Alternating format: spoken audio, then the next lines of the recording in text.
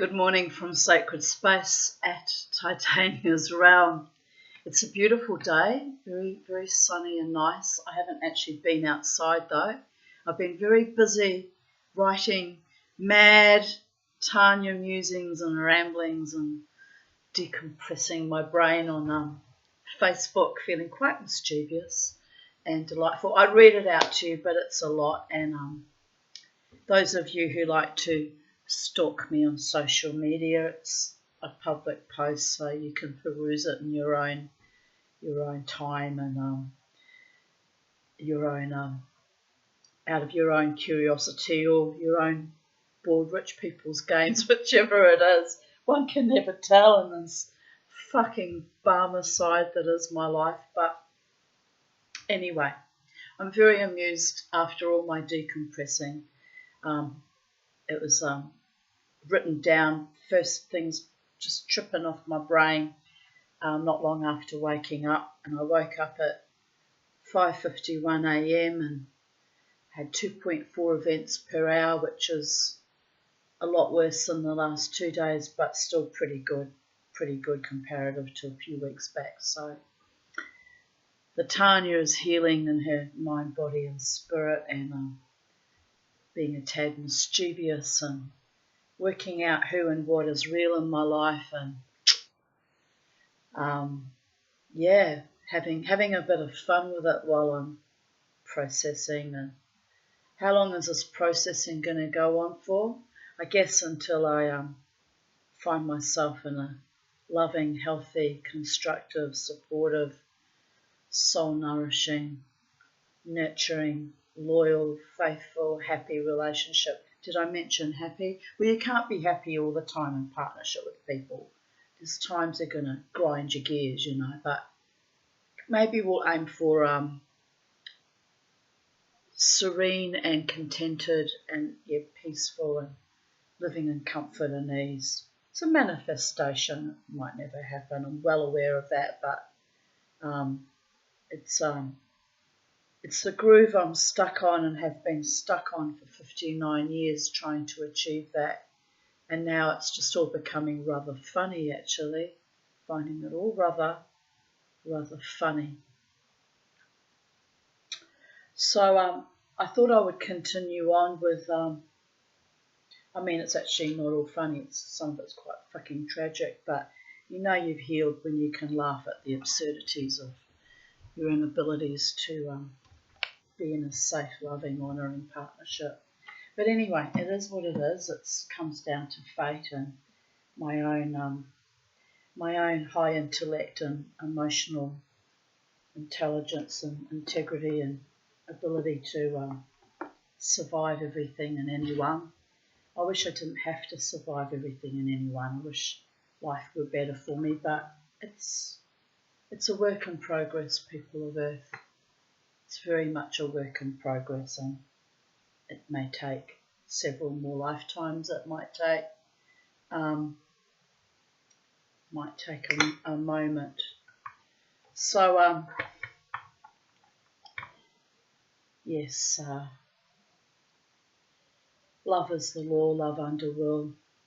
Love me truly, love me authentically, be a true friend, and if whoever that person might be, decides to become a lover and a partner to me, let us co-create a beautiful life together that is respectful and honouring and good for both of us.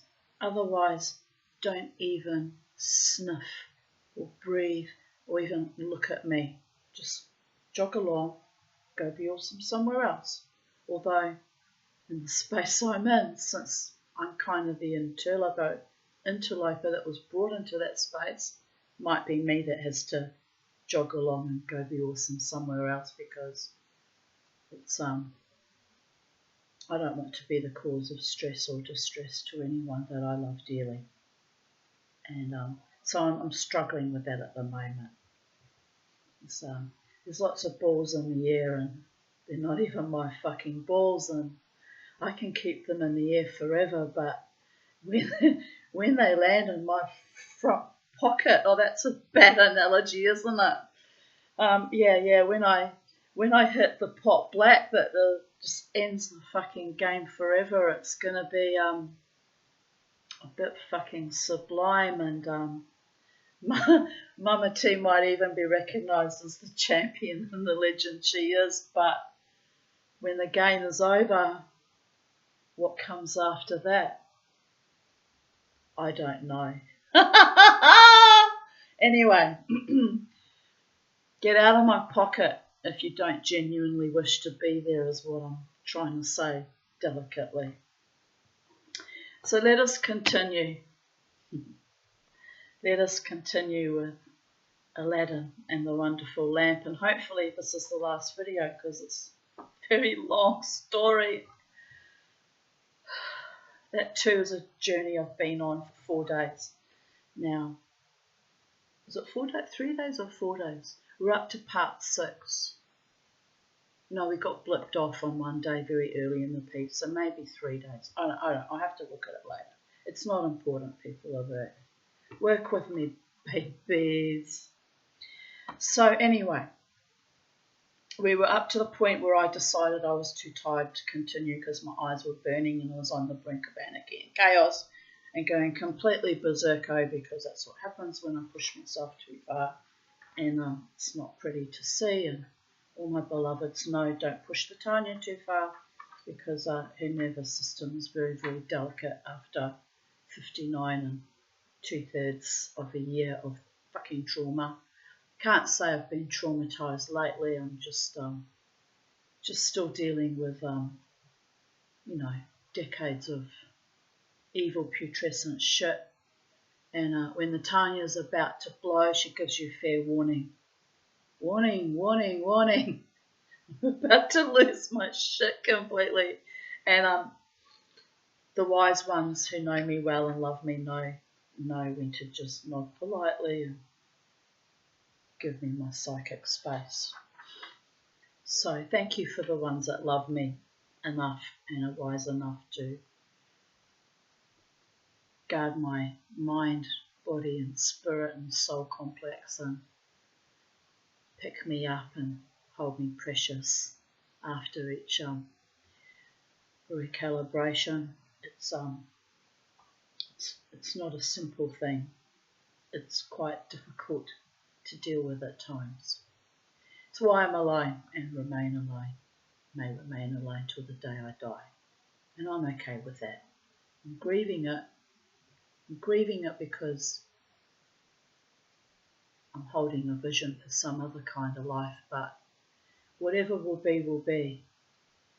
My fucked up, perverted mother who fed me on, ironically, fairy stories and Disney idealistic psychobabble bullshit, and her and my sister forever singing me sweet little folk songs and love songs and feeding me a Barmecide of epic proportions because they couldn't give me a safe,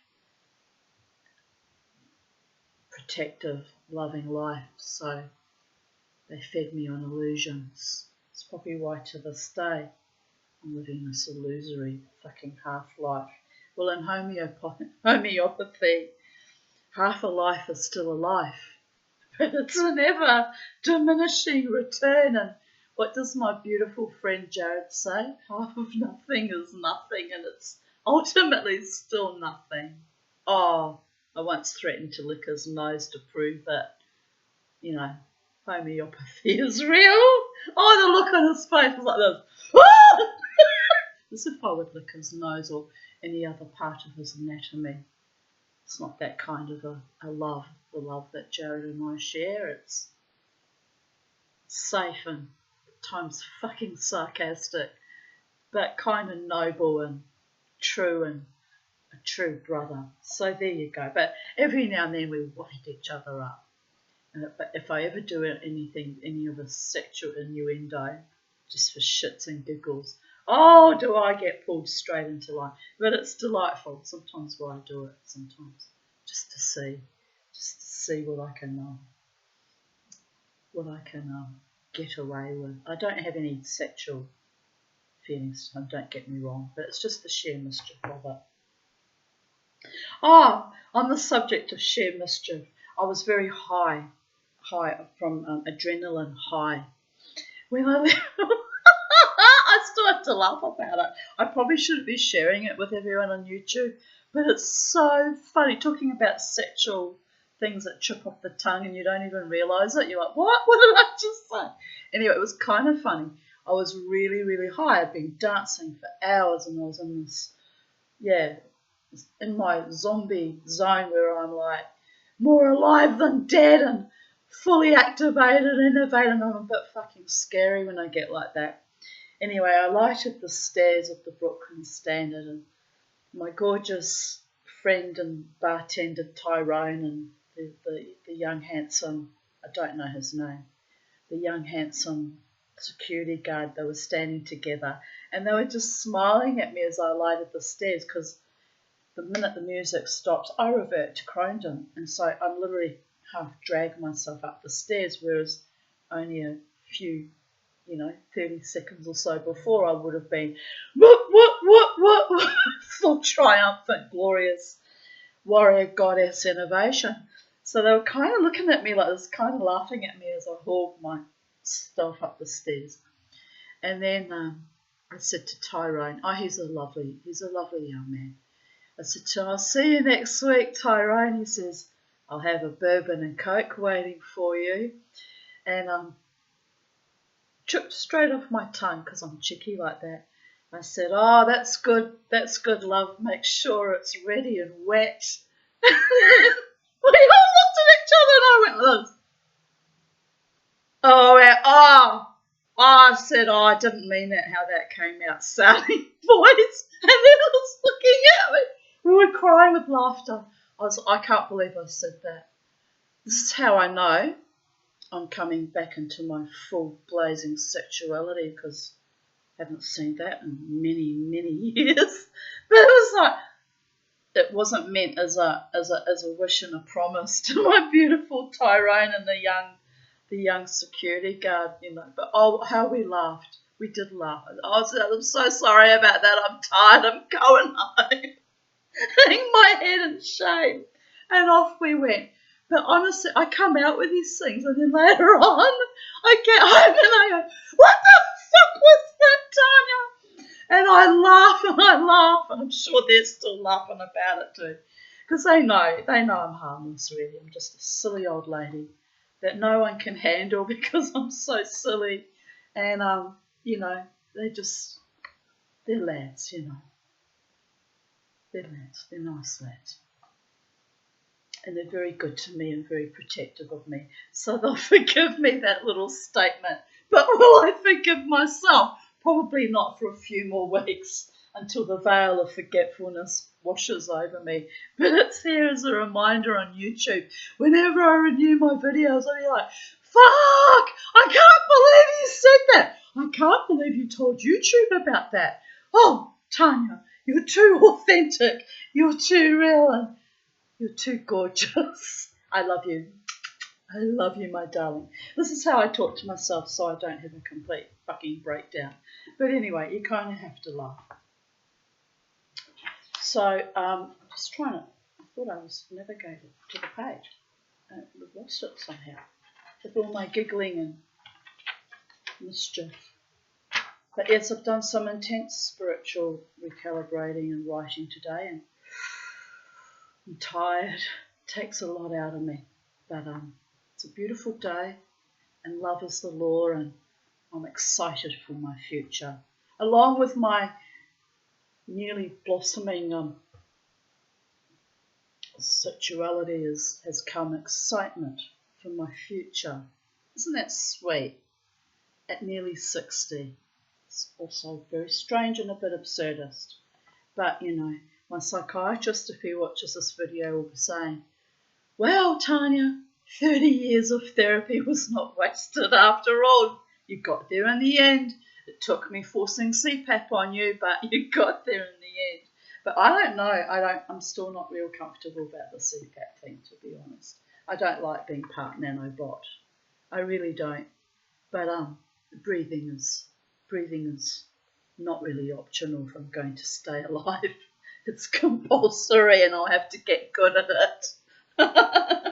Actually, before, just as I was coming into consciousness, just as I was slowly rising from, the astral plane, it feels when I come into consciousness, this has happened only in the last year or so, it's maybe part of the aging process, that when I awaken in the mornings, I feel me rising, my spirit kind of rising into my body again, like kind of being in a very slow elevator. It's like, where do I go?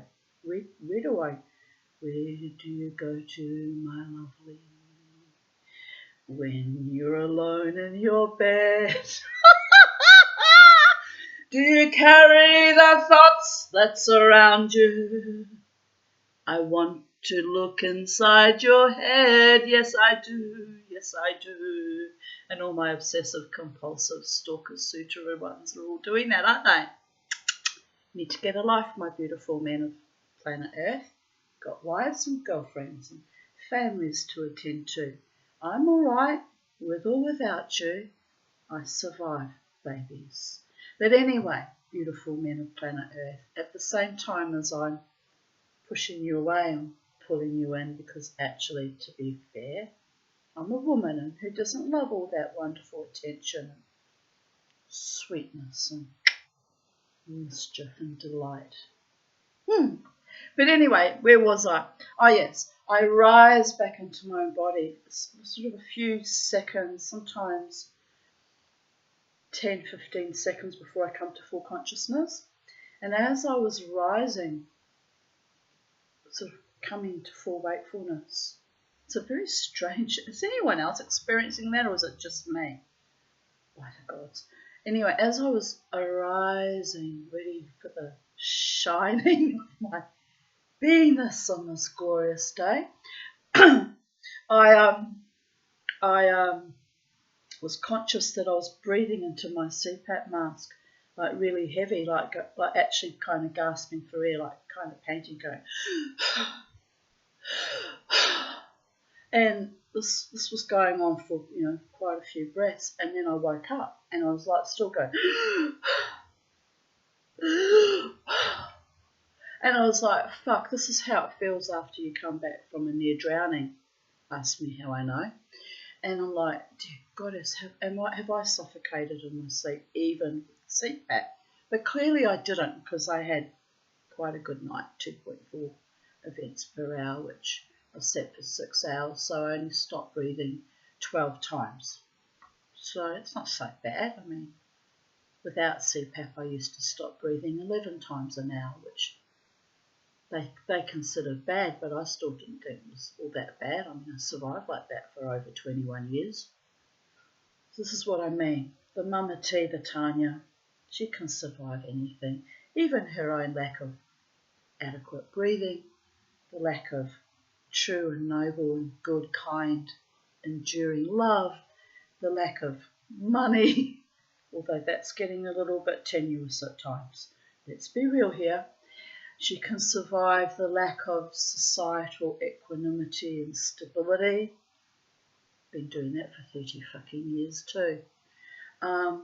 She survived the death of all her pets, although that's negligible too. She survived her daughter's estrangements and abandonments. That's more than negligible. That's fucking awful beyond. What else have I survived? My own brain slowly recalibrating, creating new pathways with this oxygenated enforcement upon my personage.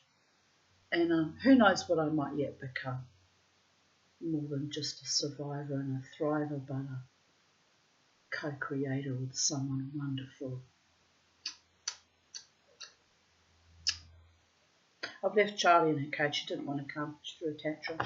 And then when I went away, she threw a wobbly and shrieked at me because she did really want to come, but I can't be bothered with head fuckers even when it's my own bird. You play games with me, babies? You stay alone in your cage while I carry on being awesome, doing what I do best. I might get her out later when she's settled or decided to behave with the mama too. Right, because I love her dearly. She's my baby. I put up with a lot of shit from people and entities that I truly, deeply love. And they have to put up with my shit too, and on it goes and on it goes, and we all live happily ever after, grimacing into the sunset sometimes. I have to laugh about it anyway. I might actually come back and read all my writings from this morning just to. Why not? I put all that effort into it and it was channeled from the angels. It's important. It might help someone else as well as me. You just never know, do you? But not now. I've done 20 minutes of psycho-babbling about my morning, and some of you have already turned me off because you don't know what I'm talking about, and you're not in my world, and I'm not in yours, and that's okay. You stay in your bubble, I'll stay in my bubble. Don't impede in my bubble if you don't mean to merge light bodies with me and actually be a true friend and or lover. Not that I've taken any lovers, but you know what I mean. We can just float around in our individual little bubbles, in our little individual, corners of the multiverse, occasionally bumping into each other, gently sliding each other by. Hello, goodbye, I love you. Animaniacs said it best. Yes, I am a product of popular culture. God help me, I am. But I supersede that at times too. I do have original thoughts, although is anything ever really original when you live in a glitching holographic matrix of someone else's psychedelic dreaming. I'm not happy about that either. I'm not a slave to overlords and reptilians and weird fucking globalists that want to kill the population down to 100,000 so they can hoard all the assets and resources and what? Nothing but bored rich people's games. They'll eat each other alive eventually like cannibals, and then the aliens really will laugh at us because they'll come and take what's left. And who can blame them, people of Earth? Harvest the stupid humans who are destructive and evil and debauched. That's all you're good for. Good holes suck. Anyway, on a happy thought, let us continue with, if you need therapy because you've watched my videos, good, because I have a tendency to be very real about things. Can't handle reality, don't come to my world. Certainly don't impede on my world either. Right, here we go. Chapter 6, which is my chapters because of the breakages in the videos, it's actually the same story. One story in a moment in time, spread out because of my nervous system and my fatigue. Look around thee, O my son, replied the Sultan. For what ground thou deemest suitable to thy design, and do thou take all things into thy hands. I like to drive my own chariot too. And I deem the best for thee, pardon me, will be yonder broad plain facing my palace. And if it please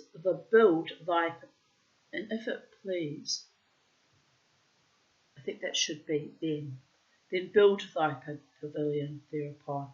There's occasional typos in the story, and they really, with the old English and occasional missing words or misspellings, they throw me for a loop. I'm easily thrown too, much more easily thrown than I used to be by the gods. What do you expect from a woman who has to surf into her own body from the nether regions?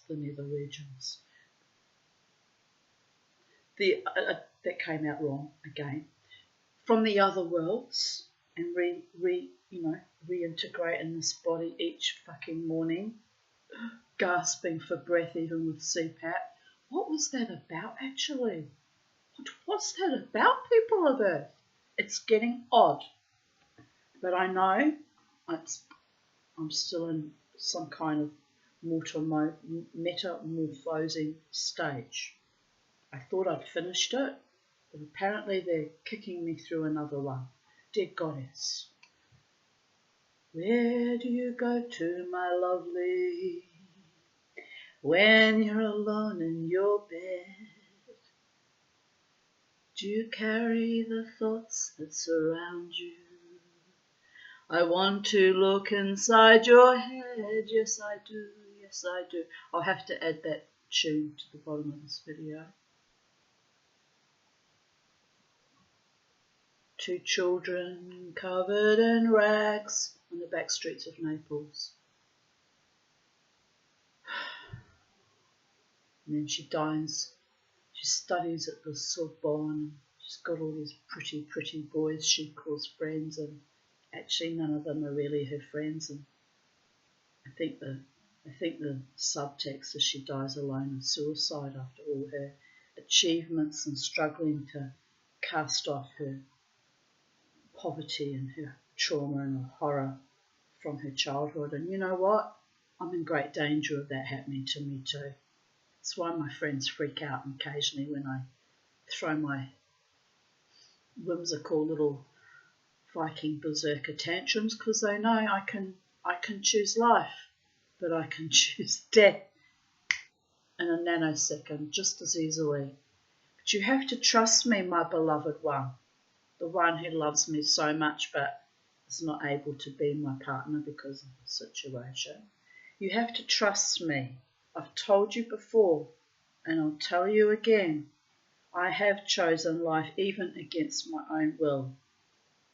That's why I've given up on fucking suicidal ideation, because my angels pull me up like this, literally, by my hair and drag me forward, pushing me forward to the point where I don't want to participate in it anymore, but I have no choice. Okay? You have to trust me.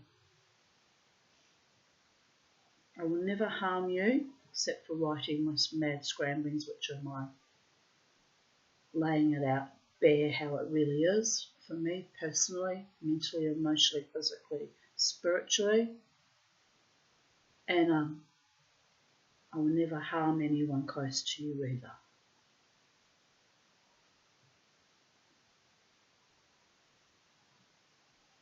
And I pray to all the gods, none of you ever strive to harm me, because there was enough damage done in previous years with sadistic BDSM motherfuckers. Probably still watching my videos too, because they're sad, lost, empty, vapid souls. I'm well aware. Right? I haven't escaped any of your realities, really. We're just bubbles that bump in the night and slide off each other, and some of you have stuck by me for whatever reason that makes sense only to you. I don't quite fully understand any of it myself right now. That's why I'm having a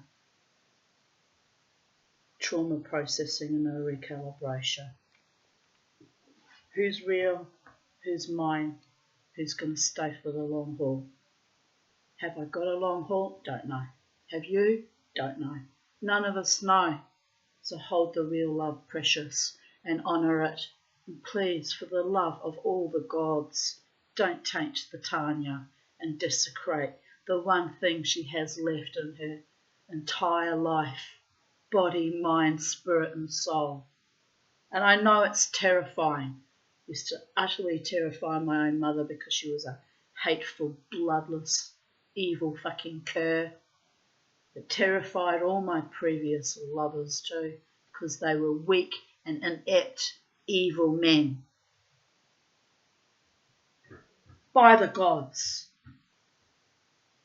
But I'm not terrified of my love anymore. I know its power. I've seen it. I've experienced it. I've been immersed in it. I've watched you all, one by one, become almost fucking addicted to me, which is not healthy, people of Earth, and I'll have to chew my arm off if you continue in that vein too. Have to have balance. Balance and equilibrium. Moderation. Don't get too obsessive over me. I'm not your god or your goddess. We live under one consciousness and we have our own becoming, each individual soul. Some of you are on that path.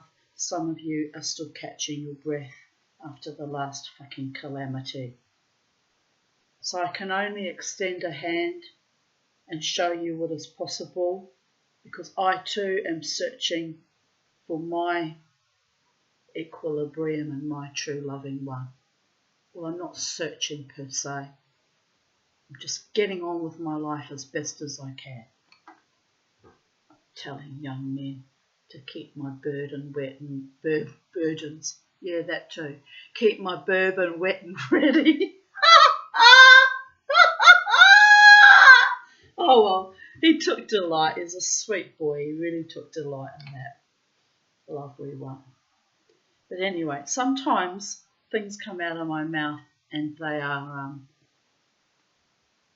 they're channelings, and what the fuck was that? So you have to forgive me, people of Earth. The older I get, probably the worse it's going to get. Unless this new metamorphosis brings me more into kind of balance and I become a bit more sanguine and bemused again. Settle the hell down. I know I will have some kind of stability happen when I find a truly loving partner, because I won't be in this constant state of, you know, how am I going to get through this life alone, and can I get through this life alone, and will I get through this life alone? When that person comes, it'll be like, well, there'll be quite a bit of freaking out on both our parts after the initial passion subsides, because it'll be like, right, well, now I've got you, kid, and you've got me, and how are we going to do this together instead of alone? It's going to be it's going to take a bit of, no other word for it, calibrating and recalibrating and recalibrating. Because if you have a true partner, they work with you, not against you, and they communicate and they love you deeply and you love them deeply if the person is meant for you. But anyway, it's a fairy story within a fairy story within a fairy story. It's hopeless. Let's be real here. Anyway, I want to cry, but I'm not going to cry, because I've lived my life on my own terms all my life, with or without you. You too, be true. Anyway, and it's majestic and queenly, but also humbling and terrifying at times, I admit. Now,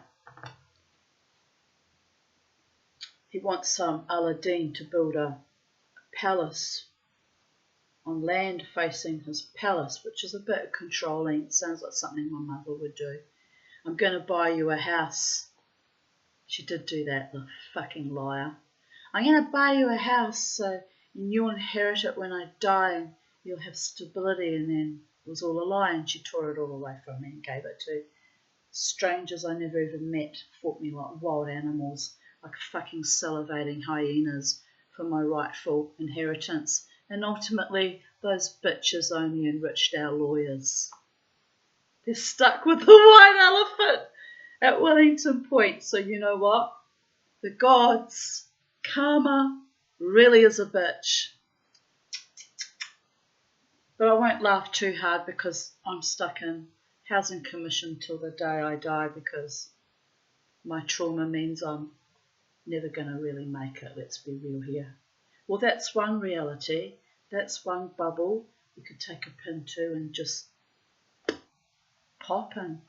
Let's open up another bubble where I'm loved and I'm wealthy and I'm healthy and have a lovely home to live in with a man of my choosing who chooses me back. We live happily ever after. Oh, I need drugs now, Can somebody get me some really good drugs of the good kind? Nothing invidious or toxic or destructive or addictive, just a good drug. What would be a good drug right now? Don't know. I'm scared of drugs because of people from my past. Yuck. Had to drag them by their hair, kicking and screaming a few times too. Don't actually need drug. What do I need? Well, you know what I need. What can I get? Anyway, we carry on. I've been very strong and determined. I'm going to finish the story, people of Earth, today. And this, answered Aladdin, is the sum of my wishes, that I may be near hand to thy highness. It's called codependency, and I'm shrinking at the thought of it. We didn't have a loving family, did he? So he's craving a loving family and all the things he didn't have. Sound familiar? So saying, he farewelled the king and took horse, with his Mamelukes riding before him and behind him, and all the world blessed him and cried, I'm going to cry, synchronicity, people, by Allah, he is deserving, until such time as he reached his home. I don't know whether to laugh or cry now. What shall I do? Read the story, Tanya Aarons. Okay, people of Earth, let's keep singular focus. Then he alighted from his stallion. Oh, stallion. Oh. And, repairing to his chamber, rubbed the lamp. And behold, the slave stood before him and said, Ask, O my lord, whatso thou wantest. And Aladdin rejoined, I require thee of a service grave and important, which thou must do for me. Don't you love how I do that? Should have been an actor. And 'tis that thou build me with all urgency a pavilion fronting the palace of the Sultan. At least a voice actor. I'm saying this to piss off my daughter, who thinks she's better than me and told me that I could never have been an actor and that I'm useless and other cruel things along the way.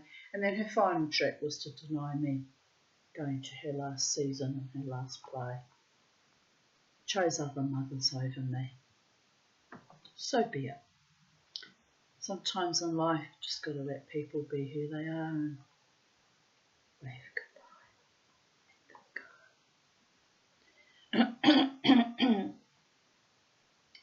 But, yes. And Aladdin rejoined, I require thee of a service grave and important, which thou must do for me. And 'tis that thou build me with all urgency a pavilion fronting the palace of the Sultan. And it must be a marvel, for it shall be provided with every requisite, such as royal furniture and so forth.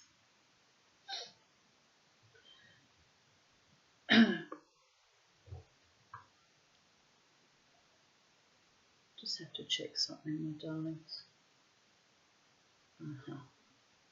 Just as I suspected. Where do you go to, my lovely, when you're alone in your bed?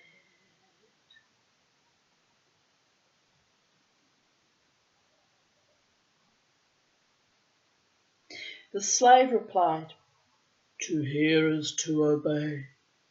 Oh, I love a man who both hears and obeys, not because I set unreasonable tasks for his heart and soul, but just has basic respect for me. It's not a lot to ask, is it? Seriously. Basic manners and couth too. Well, it's not my job to wipe the wet behind the ears boys and straighten their crown and slap them on the arse and send them on their way, is it? Occasionally I do slap them on the arse. I slapped Juddy's arse on Friday night just for shits and giggles. Oh, he's such a lovely friend. He just takes it so well. He just nodded politely and kept playing his guitar. I do it sometimes to stir up the crowd. They look at me. And he's not my partner. And I'm not flirting, by the way. It's just joking around. But anyway, do they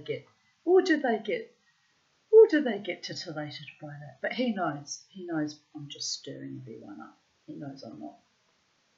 He knows I love him as a dear friend, and it's not nothing romantic or seedy really. It's just a bit of a saucy little joke every now and then. Might have to rein that in a bit though. Slapping Juddy on the arse and then telling Tyrone and the young security guard to keep my bourbon wet and ready. Oh my goodness. Oh my goodness. Tanya. It's absolutely shocking. Absolutely outrageous. My mother would have king hit me. Hypocrite that she was. She was the biggest schlupfer that I ever met. She hid it remarkably well though, I have to say. Two of her best friends. One was a professional dominatrix who didn't hide anything, and one was a very, very, very generous nymphomaniac. Also didn't hide it. That was my childhood. So I'm not surprised that every now and then something a bit seedy or, not quite kosher slips out of my mouth, because it's all up here. It's in the psyche, babies. The damage and the recalibrations and the mischief and delight at times. Anyway, the slave replied, "To hear is to obey." Ooh, a sign of excitement again. I'm still laughing because I did the thing with my crystals, the thing that upset my psychiatrist so much, because he said when you drip the pearls down inside your corset, you're telling all the men that you want them to, quote unquote, come on your chest. And I was livid. I'm still a bit livid, Brian. I'm still a bit livid about that. But he's a real man and he says that's what the men are thinking when you do that. I'm not responsible for their filth. So, yet again, last Friday night, crystals are swinging in the breeze, Mum was moshing, doing a thing, and I wasn't wearing a corset, but what was I wearing? I can't remember now. Oh yes, my 1950s halter-neck dress. Anyway, so I just, strapped them up and pulled them down my front, did a little shake to make sure they hung down appropriately. Oh, the look on the drummer's face, because Luke, the drummer, because, that they face me, they have to face me, that's where they're looking when they're drumming. He was just like, I'm like, I know. It's not intentional, Luke. I'm not flirting with you. Even though I couldn't resist doing the little wiggle just because. Fuck it. Let's enjoy Mama T's blossoming sexuality and recalibrations. Let's just have a little bit of fun with it. It's not like I go there with anyone. I go home alone, and all I've got is a few crystals or pearls and a little freestyle and a little wiggle. And by the gods, one day if I take a lover, it's going to be intense. It's going to be awesome. It's going to be delightful. And I don't know who that person is yet, so you can all just settle, petal.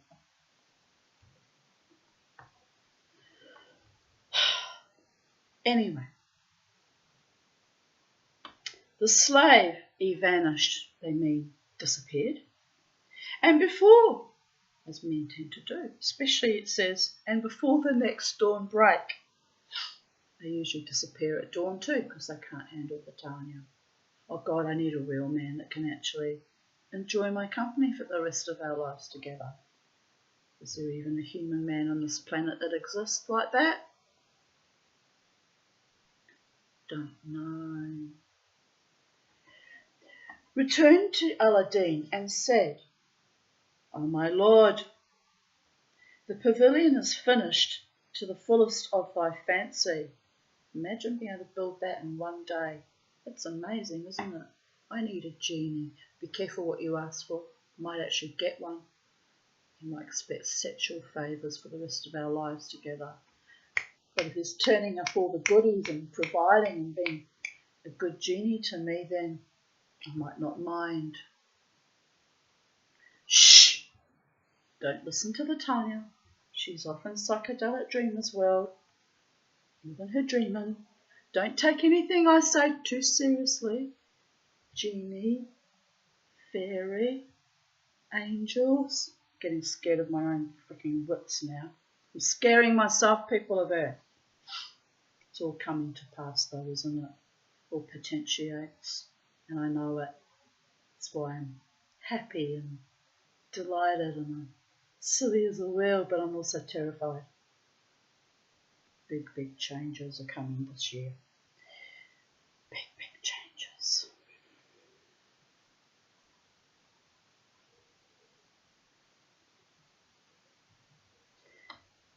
He returned to Aladdin and said, "O my lord, the pavilion is finished to the fullest of thy fancy, and if thou wouldst inspect it, arise forthright and fare with me." Accordingly he rose up, and the slave, they write slave with a capital S to emphasise the fact that he's a slave to Aladdin by virtue of the lamp. It's really a slave to the lamp, I think. Not sure who he's actually a slave to. What kind of master lets him be servant to mortal humans and degrade himself like that? What kind of genie allows that? Shh!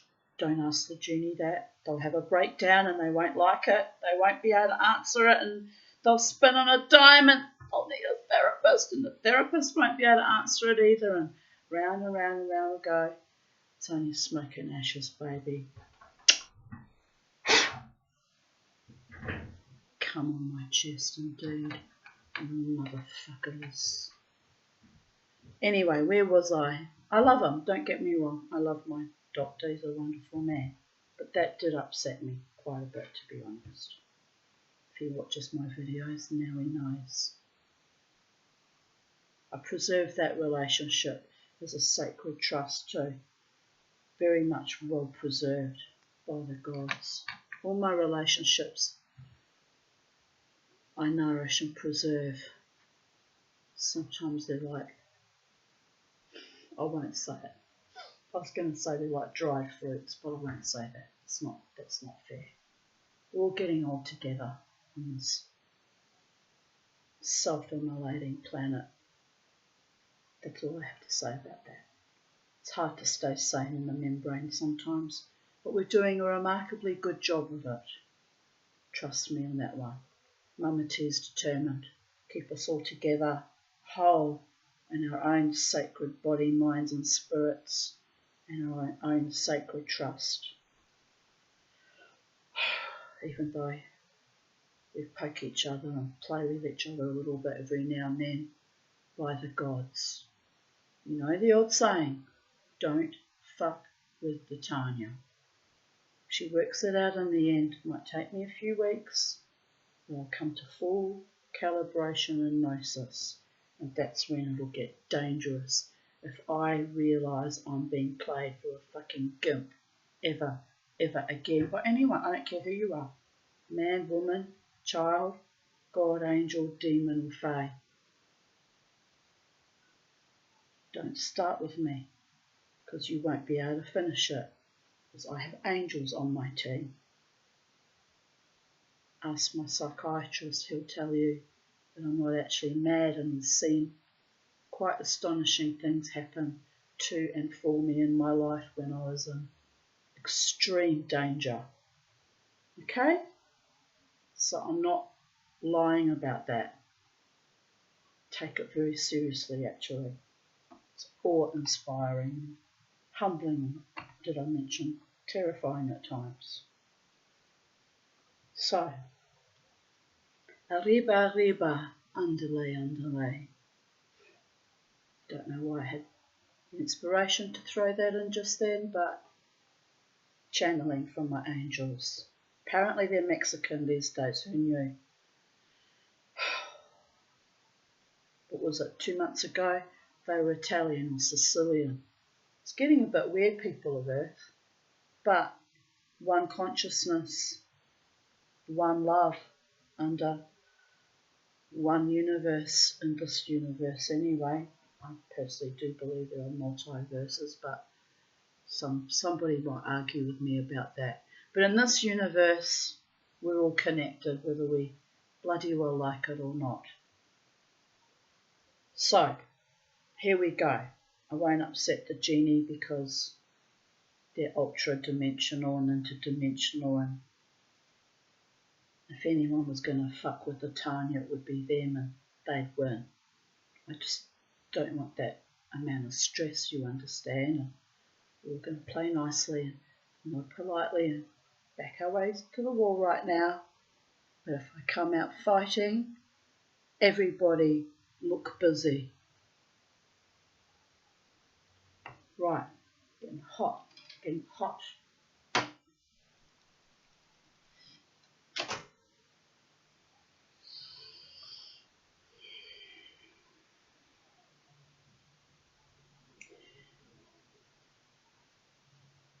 Accordingly, he rose up, and the slave carried him in the space of an eye-glance to the pavilion, which, when Aladdin looked upon it, struck him with surprise at such building, all its stones being of jasper and alabaster. I was trying to think what colour jasper is. I know you can have green jasper. Alabaster is white, of course. Sumaki marble. I don't even know what Sumaki marble is. Let's look up Sumaki marble. We're in the world of Aladdin. We want to know, in their world, what Sumaki marble is. Never heard of it. I've heard of marble, of course.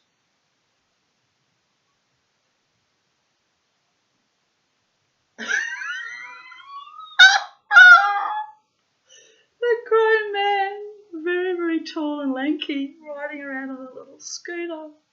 Oh, that's delightful. You have to laugh.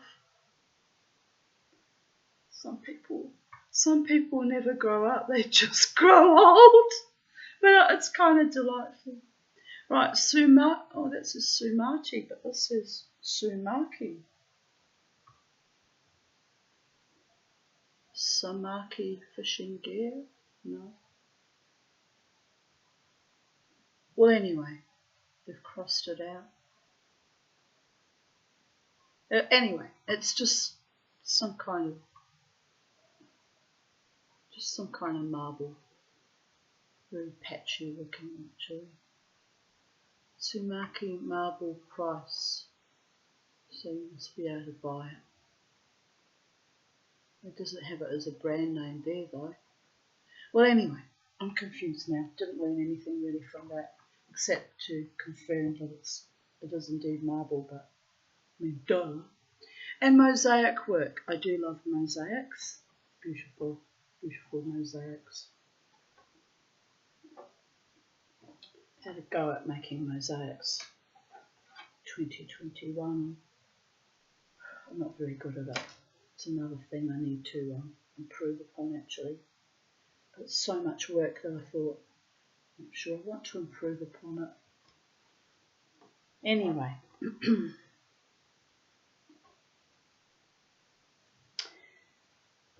Then the slave led him into the treasury, which was full of all manner of gold and silver and costly gems, not to be counted or computed, priced or estimated. In other words, A lot people of earth. Thence to another place, where Aladdin saw all requisites for the tables, plates and dishes, spoons and ladles, basins and covers, cups and tusses. Which is weird because in French a tasse is a cup. So you might as well say cups and cups. Anyway, the whole of precious metal. Thence to the kitchen, where they found the kitcheners provided with their needs and cooking batteries. Likewise, golden and sylvan with an N. Thence to a warehouse piled up with chests, full packed of royal raiment, stuffs that captured the reason, such as gold-wrought brocades from India and China, and kimcobs or frayed cloths. Thence to many apartments replete with appointments which beggar description. Thence to the stables containing coursers whose like was not to be met with amongst the kings of the universe. And lastly, they went to the harness rooms, all hung with housings, costly saddles and other furniture, everywhere studded with pearls and precious stones. And all this was the work of one night. It's magical, isn't it? Imagine, where all potentiates are out there. Magic happens, babies. If you know how, you can manifest it. Mama T never learnt how, obviously. But on the other hand, she's getting better at manifestations. Less festy men, for example.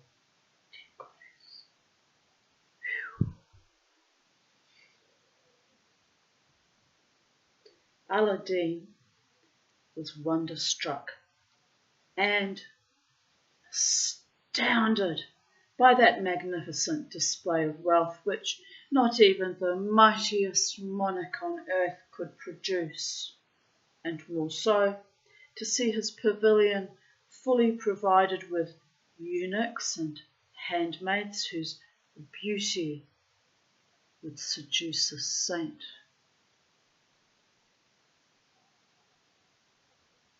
Don't make saints like they used to, do they? Yet the prime marvel of the pavilion was an upper kiosk or belvedere of 24 windows, all made of emeralds and rubies. Oh, I do love rubies. I quite like emeralds, but green's not my favourite colour. I prefer red. Rubies represent true love. I had a sapphire in my engagement ring to represent fidelity. He wasn't unfaithful with other women, but he was faithless and constantly backbiting, bitching to me to everyone that would listen, especially and most damaging of all, my own mother, who was my enemy. Traitorous cur that he is and was, and still is, no doubt. And don't you dare ask me to forgive. Don't you fucking dare. And other gems. And one window remained unfinished. The angels, I can hear them laughing. There's peals of laughter behind me. I could actually feel the vibration of them laughing. They know me too well. And one window remained unfinished at the requirement of Aladdin, that the Sultan might prove him impotent to complete it. I can forgive the fact that that man was totally unsuitable for me and it should never have happened, and that I was a child bride and manipulated from the very beginning, which is why I get so fiercely angry at any motherfucking one who dares to set me up on blind dates or try and throw their friends or co-workers or relatives at me like lost dead rat trophies, because I don't want to be manipulated when it comes to my love and or sex life. It's an evil beyond worlds. Still healing from all of that, by the way. Not one evil, but several evils that were perpetuated upon me by so-called friends. And one window remained unfinished, and at the requirement of Aladdin, that the Sultan might prove him impotent to complete it. Not quite so codependent after all. When the youth had inspected the whole edifice, he was pleased and gladdened exceedingly. Then, turning to the slave, he said, I require of thee still one thing, which is yet wanting, and whereof I had forgotten to tell thee. Pardon me, had pizza for breakfast. It's peating on me. It's not good, is it? Really not good how I feed myself lately. I must be kind to myself and nourish myself better. But I like pizza. It's a once a week treat usually.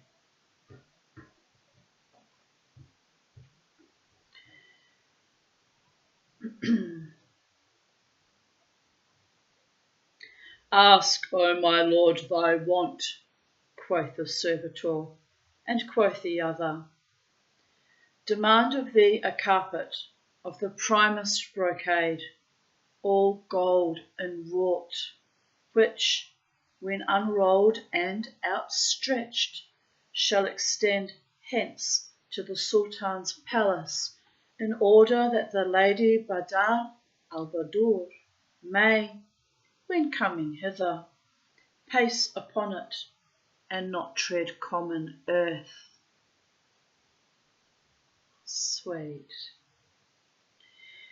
The slave departed for a short while, and said on his return, O my lord, verily that which thou demandest is here. I'd be getting sick of him if I were the slave personally, but I guess genies don't look at life that way, or they wouldn't be able to function in their capacity as genie. Just saying.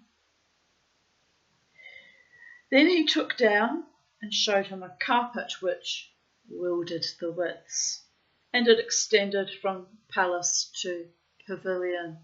They're saying, oh Tanya, you even have empathy for the genie. I guess I do. And after this the servitor bore off Aladdin and set him down in his own home. And by thy grace thou shalt know grace. It sounds very nice, thank you very much. Gratitude to the genie and the fae. Can you stop interrupting my story, please?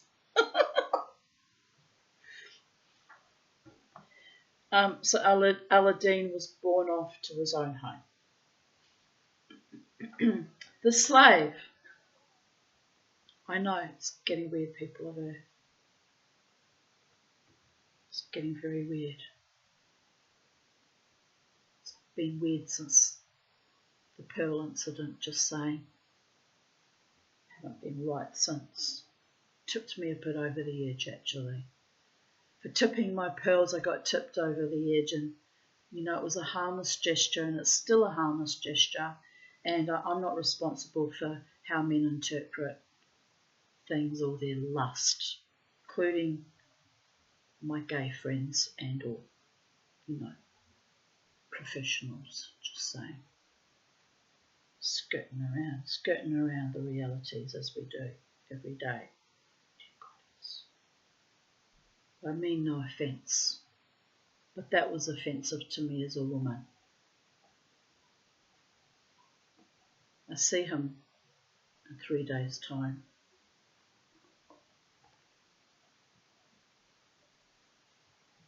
He's a good man, but he always pushes my buttons at Christmas time, and I don't know why that is. I'm going to ask him. I'm going to ask him on Wednesday. No, I know why it is. He gets tired and burnt out at the end of the year. He's only human too. It's big demands on his time and his mental space being a doctor. It's a very, very difficult job. So I'll cut him some slack. I will.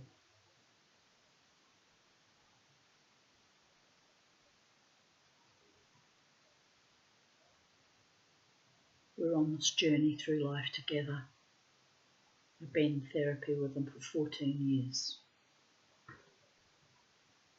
14 years and 2 months and 2 weeks, something like that. Time is marching on for all of us, dragging us along, kicking and screaming, each and every one of us, in this weird fucking inverted paradigm. I fought so hard and couldn't save anyone, not even myself ultimately. C'est la vie, babies. So we'll have a beautiful day reading nonsensical stories, and then we'll kick up our heels and laugh and laugh and laugh and laugh, and those of you who've got true lovers will make love and laugh some more, and then we'll get up and do it all over again the next day. Why not? Dragging my breath up from the subterranean spaces my soul goes to.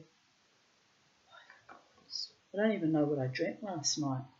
But that waking up, gasping for breath was just sort of observed it. But what is this? What is actually going on with me now? Gasping for breath, that heavy. Sometimes that's a grief manifestation, but I'm not grieving really per se. I'm not in grief mode, but I'm kind of circumspect and a little bit mistrusting at the moment. And what tipped that over? What tipped that? What triggered that?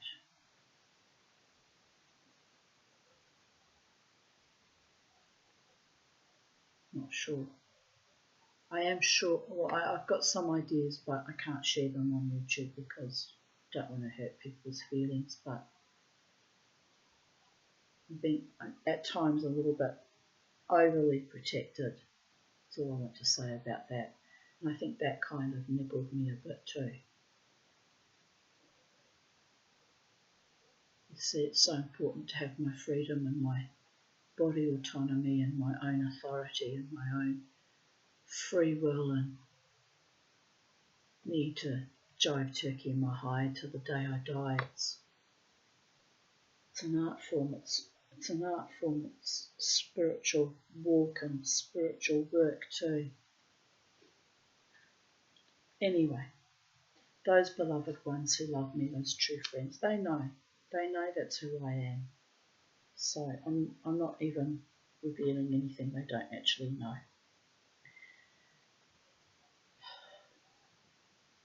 Anyway, the slave, after displaying the carpet to Aladdin, bore him home. Now day was brightening, so they repeated that he was taken home. Now day was brightening, so the Sultan rose from his sleep. Someone else who arises from their sleep.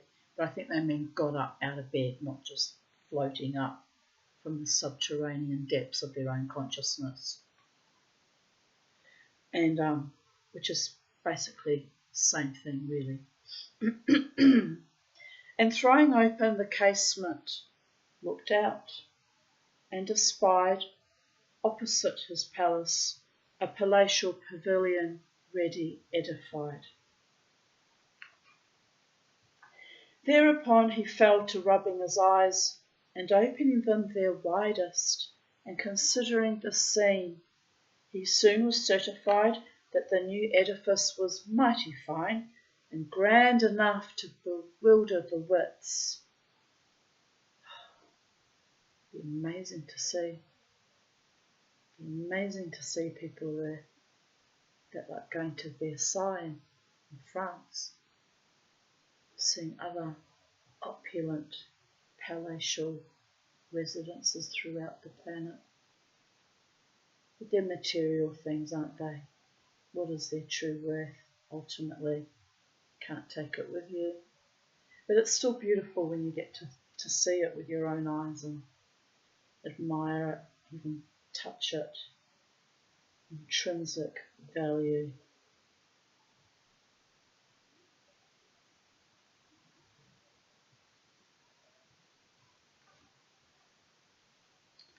Moreover, with amazement as great, he saw the carpet dispread between palace and pavilion.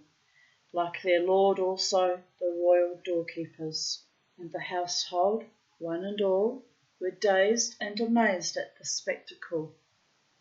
Meanwhile, the Wazir came in and, as he entered, espied the newly builded pavilion and the carpet, whereat he also wondered, and, when he went in to the Sultan, the twain fell to talking on this marvellous matter with great surprise at a sight which distracted the gazer and attracted the heart. They said finally, "In very truth, of this pavilion we deem that none of the royalties could build its fellow." And the king, turning to the minister, asked him, "Hast thou seen now that Aladdin is worthy to be the husband of the princess my daughter? Hast thou looked upon and considered this right royal building, this magnificence, of opulence, which thought of man cannot contain?" But the Wazir, in his envy of Aladdin, replied, "O King of the age, indeed this foundation and this building and this opulence may not be save by means of magic, nor can any man in the world, be he the richest in good or the greatest in governance, avail to found and finish in a single night such edifice as this," which is quite true.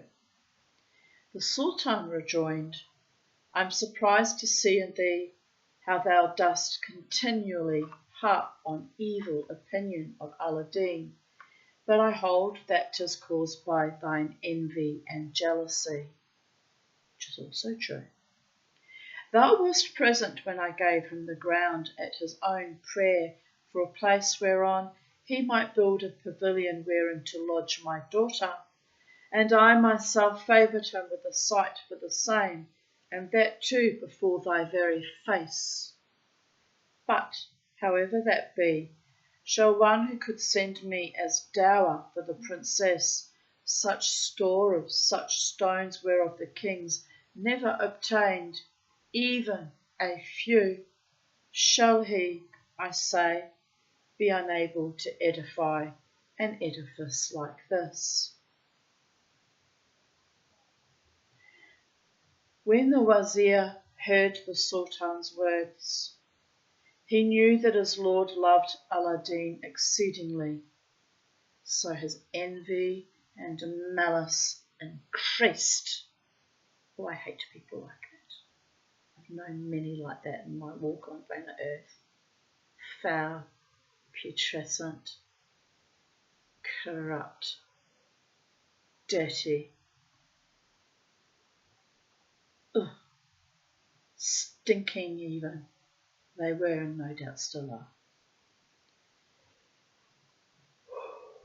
It's true though. It's all true, people of Earth. It's all true. I cleave to my truth. It sets me free. It sets you free too, ultimately. And you can own your own truth and be self-evident. And grow and become better, not bitter.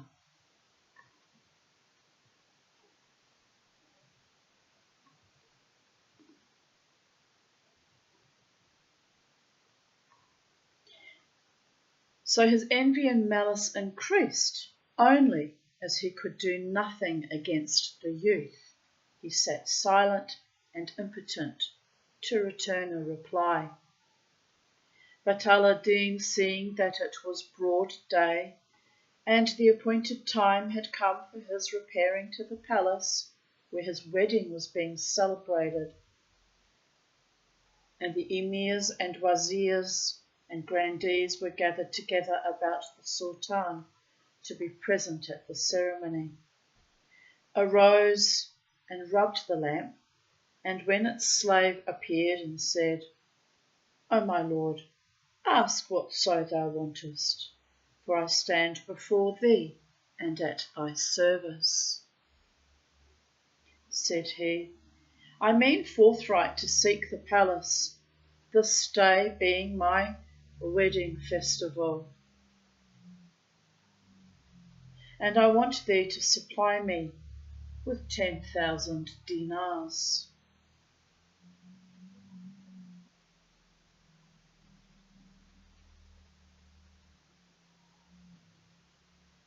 It's for my neighbour.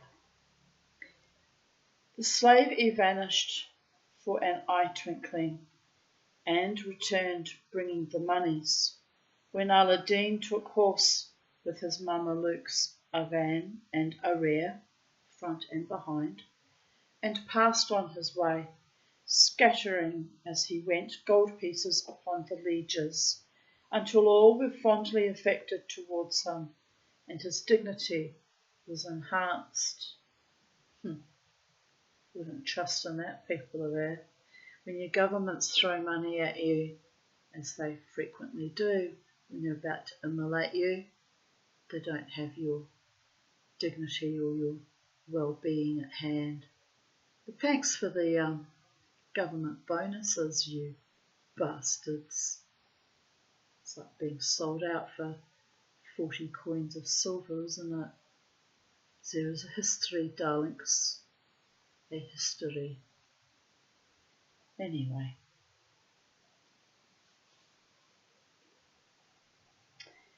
The slave. He vanished for an eye twinkling and returned bringing the monies when Aladdin took horse with, I've read that, dear goddess. Oh, we were at the dignity was enhanced, false dignity. Stab you in the back when they realise you're out to get them eventually. When the revolution comes. Tisk, tisk, tisk. Where is that Palaszczuk bitch these days, I wonder? And all her little henchmen, vermin that they were.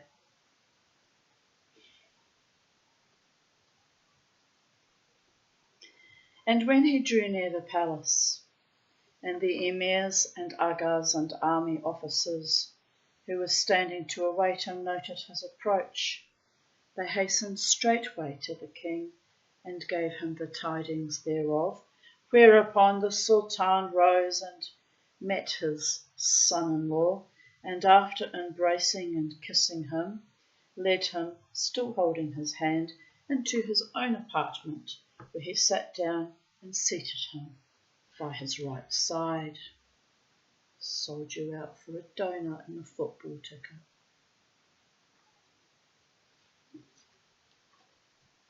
The city was all decorated, and music rang through the palace, and the singers sang until the king bade bring the noon meal, when the eunuchs and Mamelukes hastened to spread the tables and trays, which are such as are served to the kings.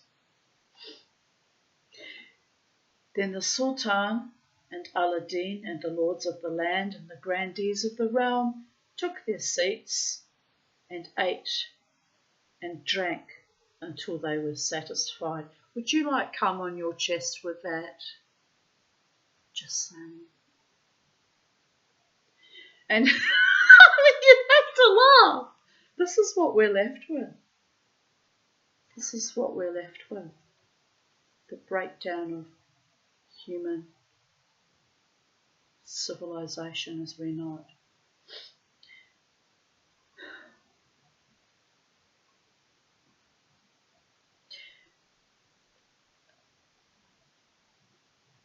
Where was I? Then the Sultan and Aladdin and the lords of the land and the grandees of the realm took their seats and ate and drank until they were satisfied. Sounds very salubrious to me. And it was a mighty fine wedding in city and palace, and the high nobles all rejoiced therein, and the commons of the kingdom were equally gladdened, while the governors of provinces and nabobs of districts flocked from far regions to witness Aladdin's marriage and its processions and festivities. I'm on the brink of anarchy and chaos, I can tell. I just now want to laugh. It's not funny. It's not funny, but I have the urge to laugh. But outside it's a beautiful day, and let us rejoice in our isness of what is. The Sultan also marvelled in his mind to look at Aladdin's mother and recall to mind how she was wont to visit him in pauper plight, while his son could command all this opulence and magnificence. And when the spectators who crowded the royal palace to enjoy the wedding feasts looked upon Aladdin's pavilion and the beauties of the building, they were seized with an immense surprise that so vast an edifice as this could be reared on high during a single night, and they blessed the youth and cried, Allah gladden him, by Allah he deserveth all this, Allah bless his days. When dinner was done, Aladdin rose and, farewelling the Sultan, took horse with his Mamelukes and rode to his own pavilion, that he might prepare to receive therein his bride, the Lady Badr al-Budur. And as he passed, all the folk shouted their good wishes with one voice, and their voices were, Allah gladden thee, Allah increase thy glory, Allah grant thee length of life. Very nice blessings. While immense crowds of people gathered to swell the marriage procession, and they conducted him to his new home, he showering gold upon them during the whole time. It's a lot of gold. Oh, he's got a genie, hasn't he? I wonder if the genie will ever get pissed off and say, enough is enough, dude. You're milking me dry, dude.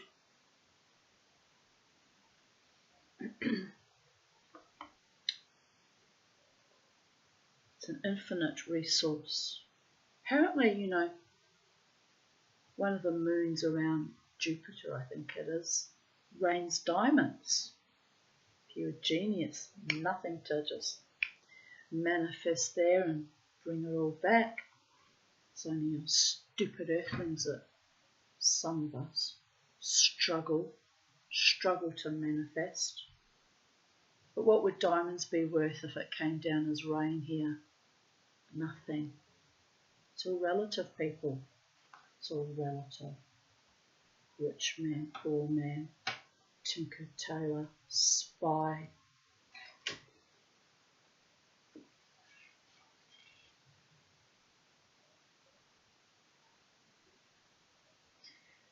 When he reached his pavilion, he dismounted and walked in and sat him down in the divan, whilst his Mameluke stood before him with arms afolded.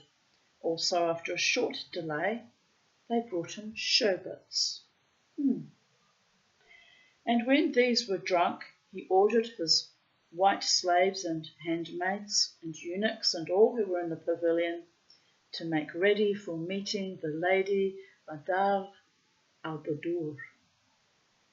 Moreover, as soon as mid-afternoon came, and the air had cooled and the great heat of the sun was abated, the Sultan bade his army officers and emirs and wazirs go down unto the Maidan plain, whither he likewise rode. And Aladdin also took horse with his Mamelukes, he mounting a stallion whose like was not amongst the steeds of the Arab al-Arba, and he showed his horsemanship in the hippodrome, and so played with the Jarid that none could withstand him, while his bride sat gazing upon him from the lattice balcony of her bower, and seeing in him such beauty and cavalierice, she fell headlong in love of him, and was like to fly for joy.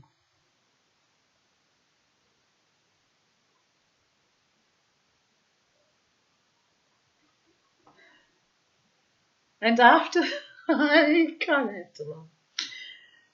It's sweet. It's very sweet. It's very sweet. Um, and after they had ringed their horses on the Maidan, and each had displayed whatso he could of horsemanship, Aladdin proving himself the best man of all, they wrote. I wonder if Aladdin wrote the story about himself. It's very aggrandizing, isn't it? They rode in a body to the Sultan's palace, and the youth also returned to his own pavilion. But when it was evening, the wazirs and nobles took the bridegroom and, falling in, escorted him to the royal hammam, known as the Sultani, when he was bathed and perfumed. As soon as he came out, he donned a dress more magnificent than the former, and took horse with the emirs and the soldier officers riding before him, and forming a great cortege. They forgot the E acute. Wherein 4 of the wazirs bore naked swords round about him. All the citizens and the strangers and the troops marched before him in ordered throng, carrying wax candles and kettle drums and pipes and other instruments of mirth and merriment, until they conducted him to his pavilion. Here he alighted, and walking in, took his seat, and seated the wazirs and emirs who had escorted him,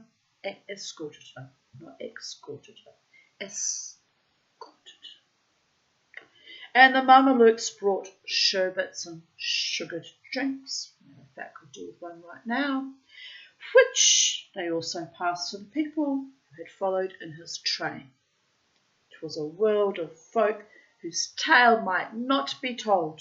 Withal, Aladdin bade his Mamelukes stand without the pavilion doors and shower gold upon the crowd. I need to be in this crowd.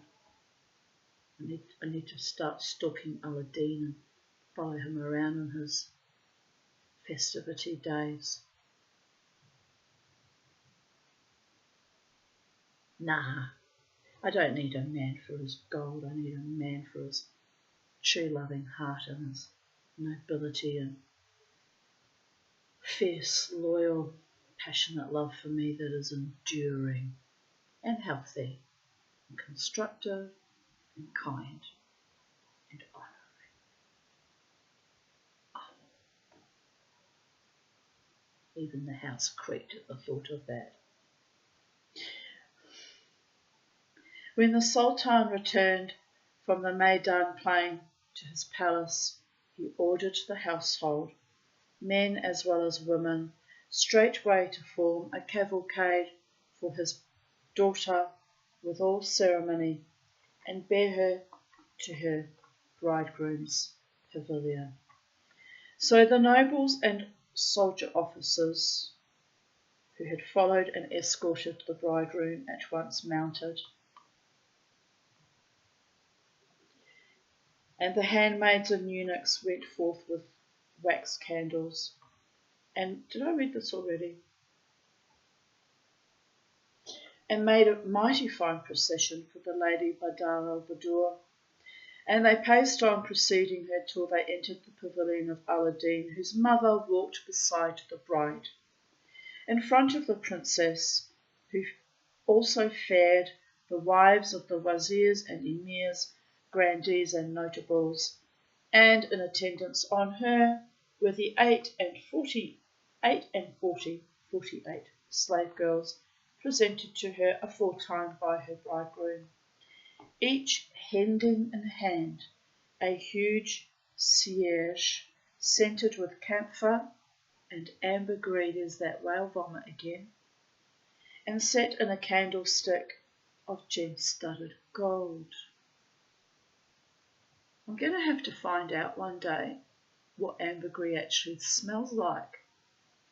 It must be a bit fishy, but then a whale isn't technically a fish, is it? It's a mammal. It bears live young. What does whale vomit smell like, people of Earth? Can someone put it in the comments? Have you ever smelled ambergris, and is it as nice smelling as they make out? I'm very particular about aromatics. I've got a very delicate sense of smell. Anyway, except my nose is blocked most of the time, so my smell isn't quite as good as it used to be, but anyway, there is that. And I don't even know what I'm talking about now. And reaching Aladdin's pavilion, they led her to her bower in the upper story and changed her robes and enthroned her. Then, as soon as the display was ended, they accompanied her to Aladdin's apartments, and presently he paid her the first visit. Just say, well, they are married now, so it's respectable and honouring and kosher and heartfelt and sweet if he does it properly. Now his mother was with the bride, and when the bridegroom came up and did off her veil,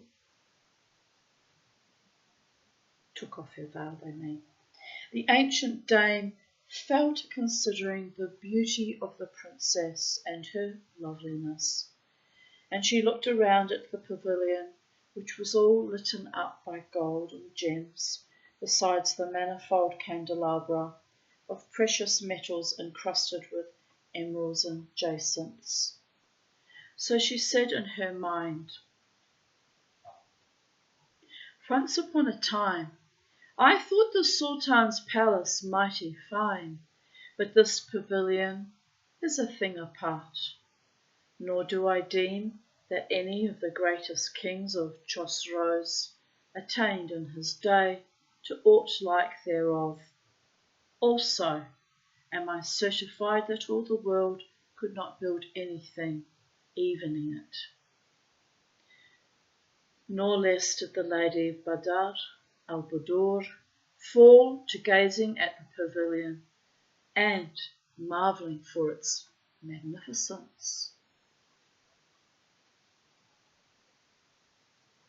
Then the tables were spread, and they all ate and drank and were gladdened, after which fourscore, that's 80, damsels came before them, each holding in hand an instrument of mirth and merriment. Then they deftly moved their fingertips and touched the strings, smiting them into song, most musical, most melancholy, till they rent the hearts of the hearers.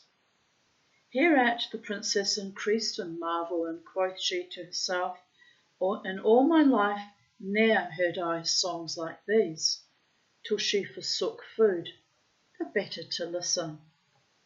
And at last Aladdin poured out for her wine, and passed it to her with his own hand. So great joy and jubilee went round amongst them, and it was a notable night, such as one as Iskandar, Lord of the Two Horns, had never spent in his time.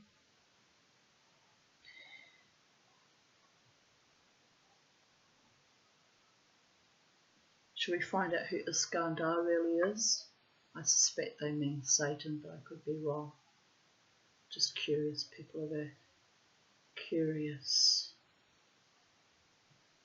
feed your mind before it self-immolates with Alzheimer's or some other awfulness. Heavens forfend. What does Iskandar mean? Protector of men.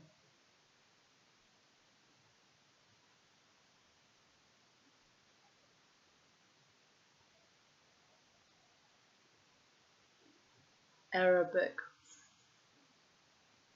personal name, Arabic form of Greek Alexandra. Alexandros meaning presumably King Alexander, Alexander the Great.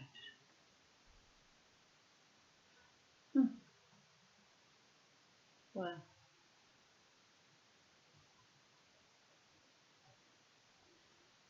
It's understandable why this handsome title has been borne by many rulers throughout history. Iskandar, protector of men.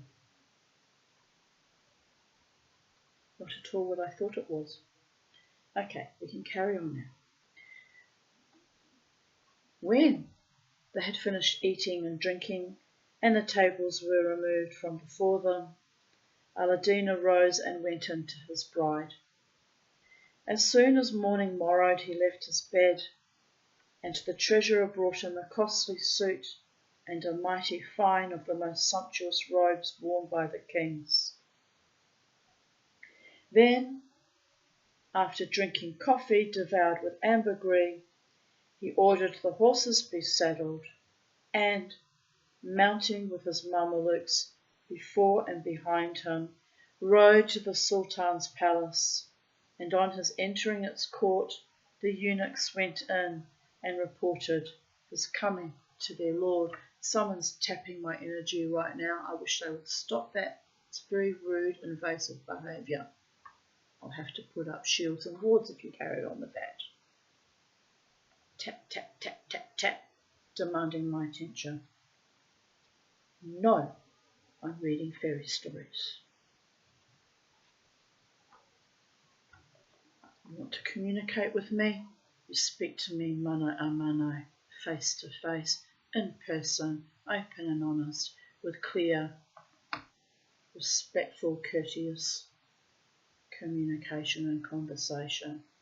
None of this tap, tap, tap, tap, tapping nonsense. Don't know who it is anyway, so that's the problem. Could be several people, or it could be not a person at all, but an entity. Might have to smudge this house, I think. No, it's not the house, it's definitely a person. Okay, we carry on.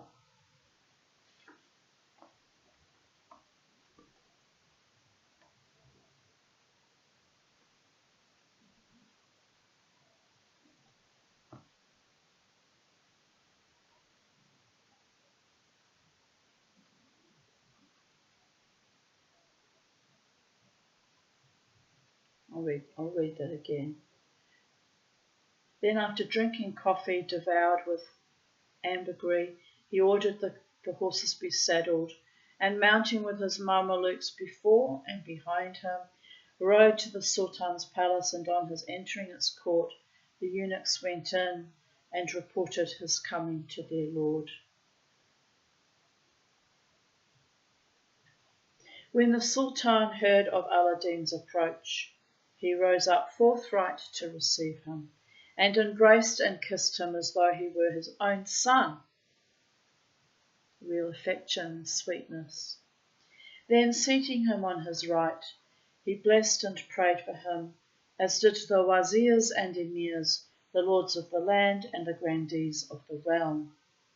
Presently the king commanded, "Bring the morning meal which the attendants served up," and all broke their fast together. And when they had eaten and drunken their sufficiency, and the tables were removed by the eunuchs, Aladdin turned to the Sultan and said, "O my lord, would thy highness deign honour me this day at dinner in the house of the lady Badar al-Badur, thy beloved daughter, and come accompanied by all thy ministers and grandees of the reign. The king replied, and he was delighted with his son-in-law, Thou art surpassing in liberality, O my son. Then he gave orders to all invited, and rode forth with them, Aladdin also riding beside him, till they reached the pavilion, and as he entered it and considered its construction, its architecture, and its stonery, all jasper and carnelian, his sight was dazed, and his wits were amazed at such grandeur and magnificence of opulence. Then turning to the minister, he thus addressed him, What sayest thou? Tell me, thou hast seen? Quite a bit still to go, people are there.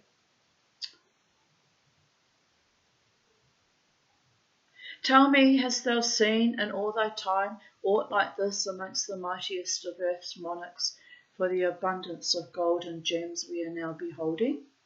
The Grand Wazir replied, O my lord the king, this be a feat which cannot be accomplished by might of monarch amongst Adam's sons, nor could the collected peoples of the universal world build a palace like unto this. Nay, even builders could not be found to make aught resembling it, save, as I said to thy highness, by force of sorcery.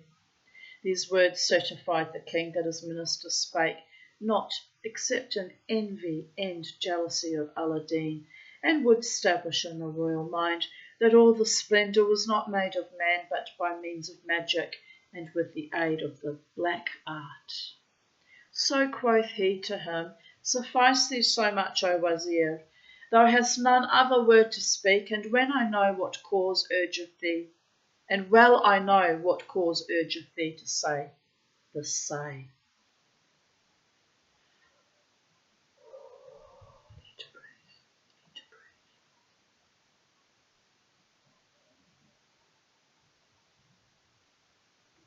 Then Aladdin preceded the Sultan till he conducted him to the upper kiosk, where he saw its skylights, windows, and latticed casements, and jalousies wholly made of emeralds and rubies and other costly gems, whereat his mind was perplexed, and his wits were bewildered, and his thoughts were distraught. Presently he took to strolling round the kiosk, and solacing himself with these sights which captured the vision, till he chanced to cast a glance at the window which Aladdin by design had left unwrought and not finished like the rest, and when he noted its lack of completion, he cried, Woe and well away for thee, O window, because of thine imperfection. And turning to his minister, he asked, Knowest thou the reason for leaving incomplete this window and its framework? The Wazir said to the Sultan, O my lord, I conceive that the want of finish in this window resulteth from thy highness having pushed on Aladdin's marriage, and he lacked the leisure to complete it. Now at that time Aladdin had gone in to his bride, the lady Badar al-Badur, to inform her of her father's presence, and when he returned, the king asked him, O my son, what is the reason why the window of this kiosk was not made perfect? O king of the age, seeing the suddenness of my wedding, answered he, I failed to find artists for finishing it. Quoth the Sultan, I have a mind to complete it myself. And quoth Aladdin, Allah perpetuate your glory, thy glory, O thou the king. So shall thy memory endure in thy daughter's pavilion. Sweet, isn't it? He wanted a piece of his father-in-law's handiwork to contribute to their home, instead of it all being done by magic. Just saying. Work by thine own hands. Honest, hard work. Take pride in your achievements. all scattered like dust eventually anyway, so. But take pride in it while you're alive and can enjoy it with your beloved ones. If you have beloved ones. And you're alone in your house reading fairy stories and taking the piss out of your own self and everything else by the way. Well, that too is my work of today, the 5th of January 2025, 12:12 p.m. Make a wish. It's not 11, but it's double digits.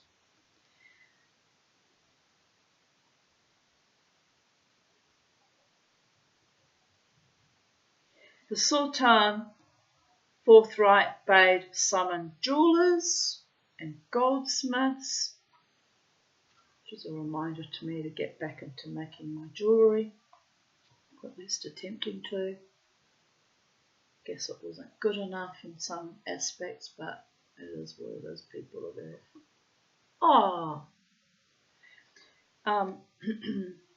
And ordered them be supplied from the treasury with all their needs of gold and gems and noble ores. And when they were gathered together, he commanded them to complete the work still wanting in the kiosk window. Meanwhile, the princess came forth to meet her sire, the Sultan, who noticed, as she drew near, her smiling face. So he embraced her and kissed her, then led her to the pavilion, and all entered in a body. I think they mean they all entered together, not in each other's bodies, because that would be weird. Just saying.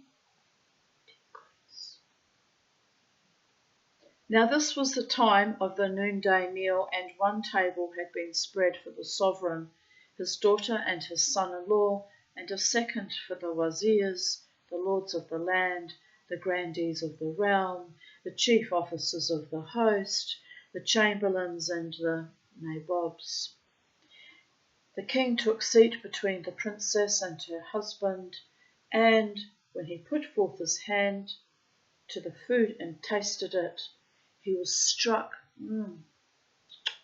with surprise by the flavour of the dishes and their savoury and sumptuous cooking. Moreover, there stood before him the 80 damsels, each and every saying to the full moon, "Rise that I may seat myself in thy stead." All held instruments of mirth and merriment, and they tuned the same, and deftly moved their fingertips, and smote the strings into song, most musical, most melodious, which expanded the mourner's heart. Hereby the Sultan was gladdened, and time was good to him, and for high enjoyment he exclaimed, "In very sooth, the thing is beyond the compass of king and Kaiser." Then they fell to eating and drinking, and the cup went round until they had drunken enough, when sweetmeats and fruits of sorts and other such edibles were served, the dessert being laid out in a different salon, whither they removed and enjoyed of these pleasures their sufficiency. Presently the Sultan arose, that he might see if the produce of his jewellers and goldsmiths favoured that of the pavilion. So he went upstairs to them and inspected their work and how they had wrought, but he noted a mighty great difference, and his men were far from being able to make anything like the rest of Aladdin's pavilion. After the king had inspected the work of his jewellers and goldsmiths, they informed him how all the gems stored in the lesser treasury had been brought to them and used by them, but that the whole had proved insufficient, wherefore he bade open the greater treasury and gave the workmen all they wanted of him. Moreover, he allowed them, and it sufficed not, to take the jewels wherewith Aladdin had gifted him. Oh, what fun that would be if you're a jeweller working with such exquisite quality gems.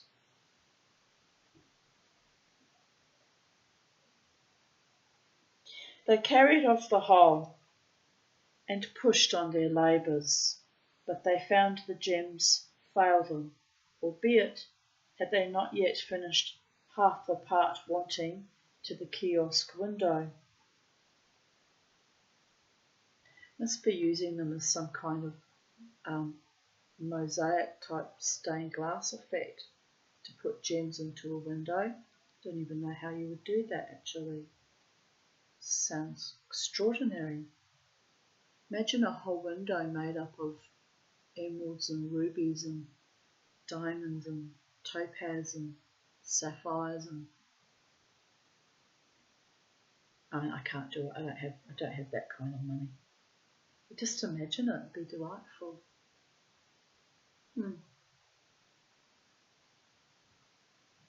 It's a fairy story, people, it's not real. Mama T has to remind herself of that sometimes. She gets a little bit carried away in fairyland. It's part of my charm, my inner child still delighting in imagination and magic. It's how I can imagine that someone's in love with me when they're actually not and just playing me for a fool. It's happened many times in my life. I'm a bit vulnerable like that. You can't exactly blame me, you know.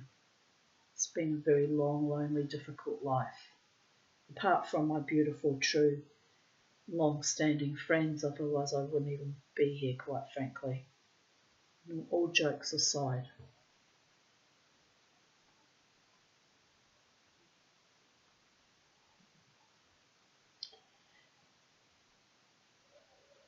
Herewith the king commended them to seize all the precious stones owned by the wazirs and grandees of the realm. But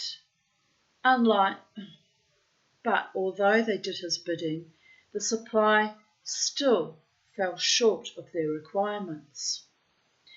Next morning Aladdin arose to look at the jeweller's work and remarked that they had not finished a moiety of what was wanting to the kiosk window, so he at once ordered them to undo all they had done and restore the jewels to their owners. Accordingly they pulled out the precious stones and sent the sultans to the sultan and the wazirs to the wazirs. How would you remember exactly which stones were whose after all that? It's not like they had, cameras that they could take quick photographs of everything as identifiers in those days. Or did they? Can't tell, can we? Then the jewellers went to the king and told him of what Aladdin had bidden. So he asked them, "What said he to you, and what was his reason, and wherefore was he not content that the window be finished, and why did he undo the work ye wrought?" They answered, "O our lord, we know not at all, but he bade us deface whatso we had done." Hereupon the sultan at once called for his horse, and, mounting, took the way pavilionwards, when Aladdin, after dismissing the goldsmiths and jewellers, had retired into his closet and had rubbed the lamp. Hereat straightway its servitor appeared to him and said, "Ask whatso thou wantest, thy slave is between thy hands." And said Aladdin, "'Tis my desire that thou finish the window which was left unfinished." The Marid replied, "On my head be it, and also upon mine eyes." And then he vanished, and after a little while returned, saying, "O my lord, verily that thou commandest me do is completed." So Aladdin went upstairs to the kiosk and found the whole window in wholly finished state and Whilst he was still considering it, behold, a castrato, a eunuch, came in to him and said, O my lord, the Sultan hath ridden forth to visit thee, and is passing through the pavilion gate. So Aladdin at once went down and received his father-in-law. The Sultan, on sighting his son-in-law, cried to him, Wherefore, O my child, hast thou wrought on this wise, and sufferedst not the jewellers to complete the kiosk window, leaving in the pavilion an unfinished place? Aladdin replied, O King of the age, I left it not imperfect, save for a design of mine own. Nor was I incapable of perfecting it, nor could I purpose that thy highness should honour me with visiting a pavilion wherein was aught of deficiency. And, that thou mayest know, I am not unable to make it perfect. Let thy highness deign walk upstairs with me, and see if anything remain to be done therewith or not. So the Sultan went up with him, and, entering the kiosk, fell to looking right and left, but he saw no default at all in any of the windows, nay, he noted that all were perfect. So he marvelled at the sight and embraced Aladdin and kissed him, saying, O my son, what be this singular feat? Thou canst work in a single night what in months the jewellers could not do. By Allah, I deem thou hast nor brother nor rival in this world.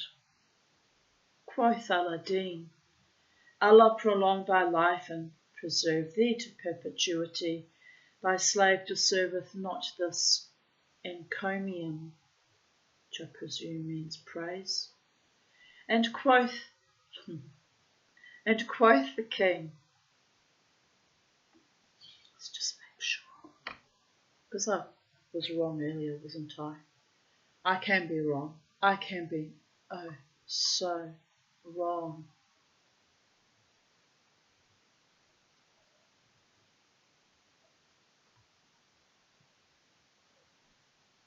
A speech or piece of writing that praises someone or something highly. I was right, it was praise. Pardon me. And quoth the king, By Allah, O my child, thou meritest all praise for a feat whereof all the artists of the world were incapable. Then the Sultan came down and entered the apartments of his daughter, the Lady Badar al-Badur, to take rest beside her, and he saw her joyous exceedingly at the glory and grandeur wherein she was. Then, after reposing a while, he returned to his palace. Sweet, comes to hang out with his daughter and sleeps or rests beside her. Guess that's not too weird. You know.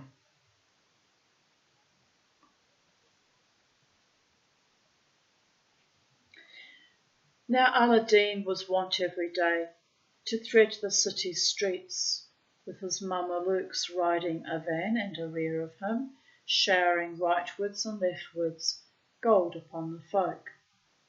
Pain in my jaw is sitting under here. It's not good.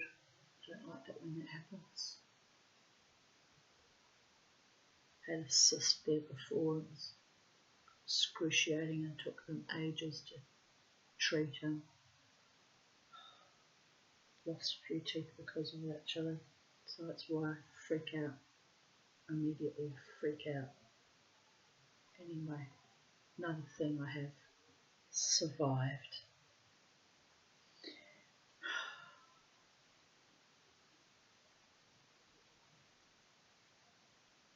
And all the world, stranger and neighbour, far and near, were fulfilled of his love for the excess of his liberality and generosity. Moreover, he increased the pensions of the poor religious and the paupers. Well, that was kind. And he would distribute alms to them with his own hand, also kind. By which good deed he won high renown throughout the realm, and most of the lords of the land and emirs would eat at his table, and men swore not at all save by his precious life. Nor did he leave faring to the chase, and the Maidan plain, and the riding of horses, and playing at javelin play in presence of the Sultan. And whenever the Lady Badar al-Budur beheld him disporting himself on the backs of steeds, she loved him much the more, and thought to herself that Allah had wrought her abundant good by causing to happen what so happened with the son of the Wazir, and by preserving her virginity intact for her true bridegroom, Aladdin. Aladdin won for himself, day by day, a fairer fame and a rarer report, while affection for him increased in the hearts of all the lieges, and he waxed greater in the eyes of men.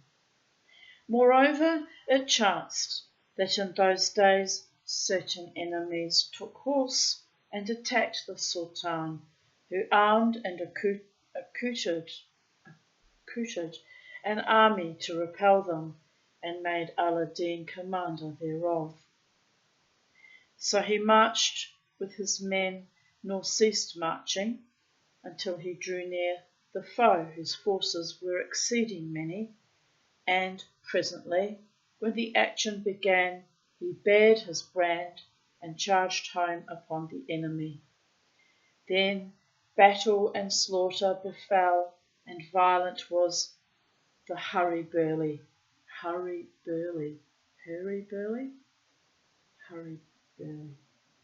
But at last Aladdin broke the hostile host and put all to flight, slaying the best part of them and pillaging their coin and cattle, property and possessions. And he despoiled them of spoils that could not be counted nor computed. Then he returned victorious after a noble victory, and entered the capital, which had decorated herself in his honour of her delight in him. And the Sultan went forth to meet him, and giving him joy embraced him and kissed him, and throughout the kingdom was held high festival with great joy and gladness. Oh, the gods, I might have to make another video. How many pages have we got left?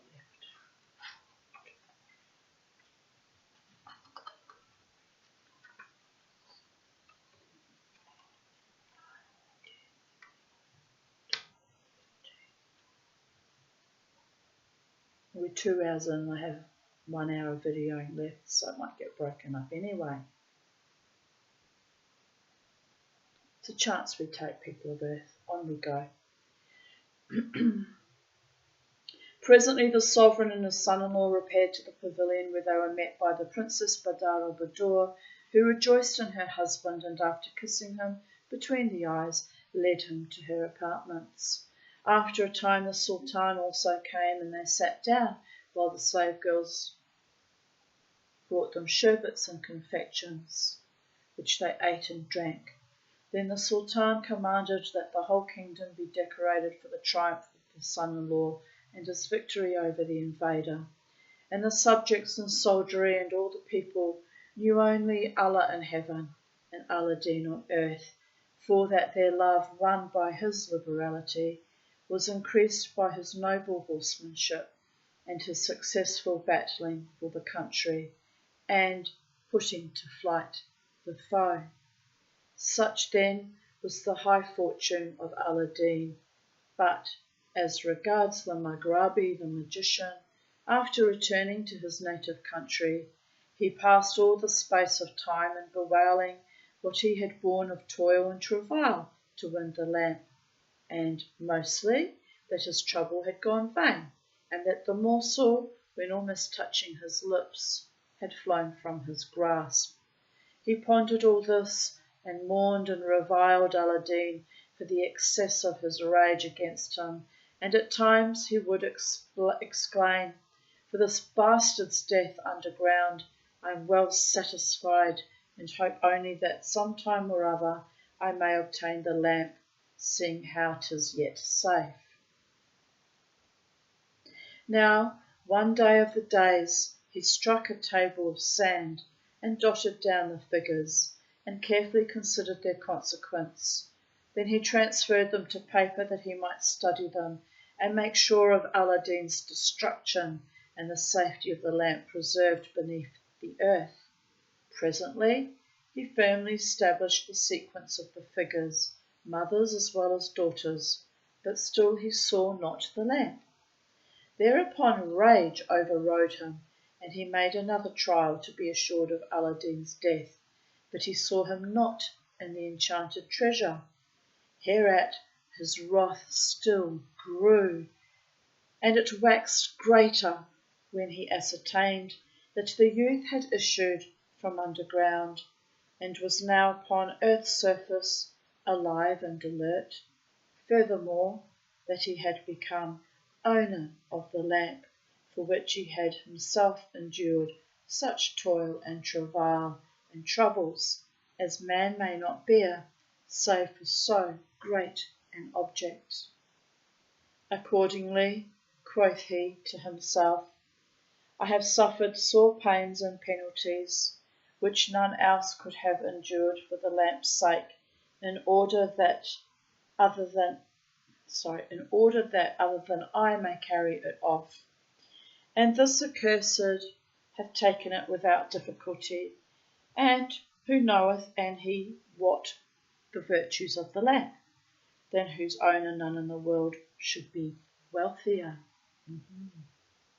The Maghrabi, the magician, having considered and ascertained that Aladdin had escaped from the souterrain, and had gotten the boon of the lamp, said to himself, there is no help but that I work for his destruction.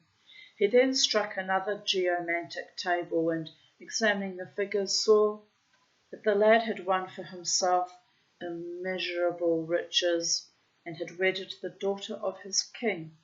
So of his envy and jealousy he was fired with the flame of wrath, and, rising without let or stay, he equipped himself and set forth for Chinaland, where he arrived in due season. Now when he had reached the king's capital, wherein was Aladdin, he alighted at one of the khans, and when he had rested from the weariness of wayfare, he donned his dress, and went down to wander about the streets, where he never passed a group without hearing them prate about the pavilion and its grandeur, and vaunt the beauty of Aladdin and his lonesomeness, his liberality and generosity, his fine manners and his good morals. Presently he entered an establishment wherein men were drinking a certain warm beverage, and, going up to one of those who were loud in their lauds, he said to him, O fair youth, who may be the man ye describe and commend? Apparently thou art a foreigner, O man, answered the other, and thou comest from a far country. But, even this granted, how happeneth it thou hast not heard of the Emir Aladdin, whose renown, I fancy, hath filled the universe, and whose pavilion, known by report to far and near, is one of the wonders of the world? How, then, never came to thine ears aught of this, or, or the name of Aladdin, whose glory and enjoyment our Lord increase, and his fame? The Moor man replied, the sum of my wishes is to look upon this pavilion, and, if thou wouldst do me a favour, prithee, Guide me thereunto, for I am a foreigner.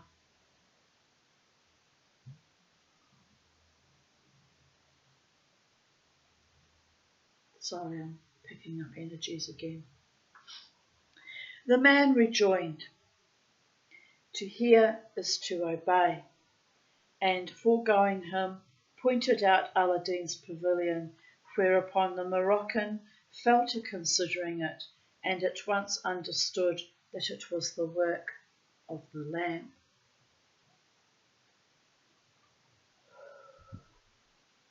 So he cried, Ah, ah, needs must I dig a pit for this accursed, this son of a snip, who could not earn for himself even an evening meal.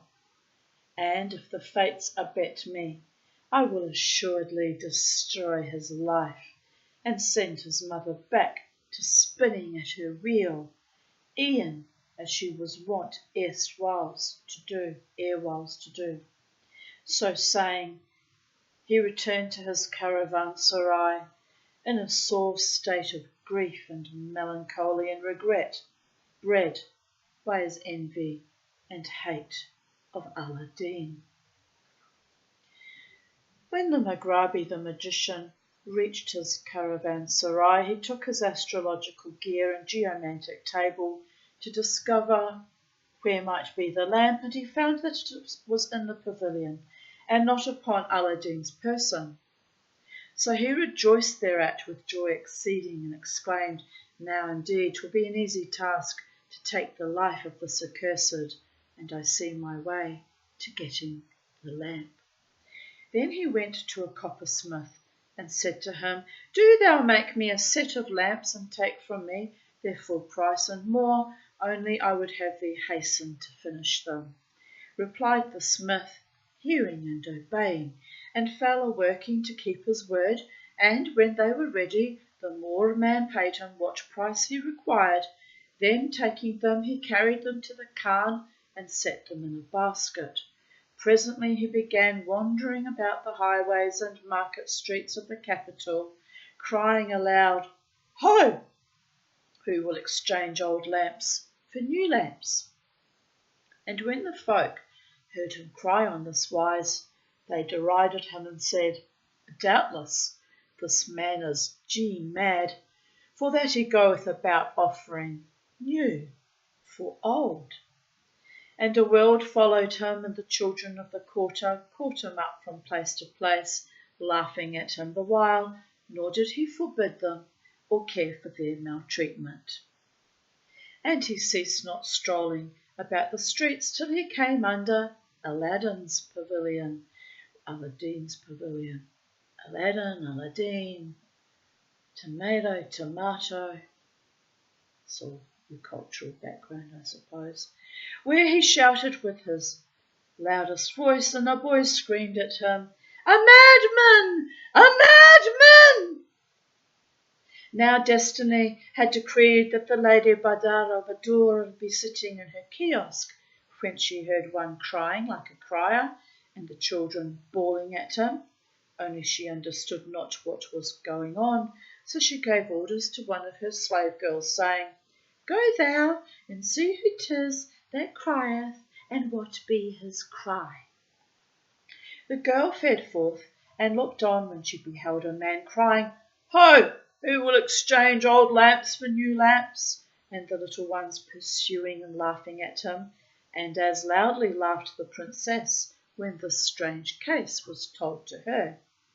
Now Aladdin had carelessly left the lamp in his pavilion without hiding it, and locking it up in his strong box.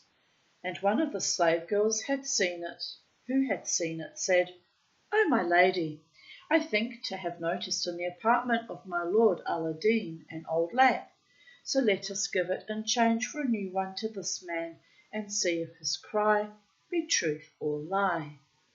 Hereupon the princess said to the slave girl, Bring the old lamp which thou saidst to have seen in thy lord's apartment.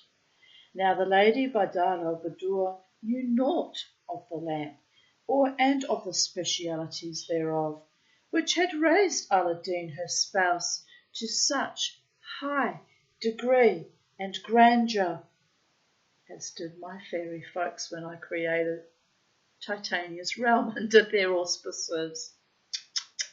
My darlings, I'm still in housing commission and poverty without my man, though. It's a trick they played on me. Ah! On the other hand, blessed be the Holy One, the true judge. It is what it is. Who am I to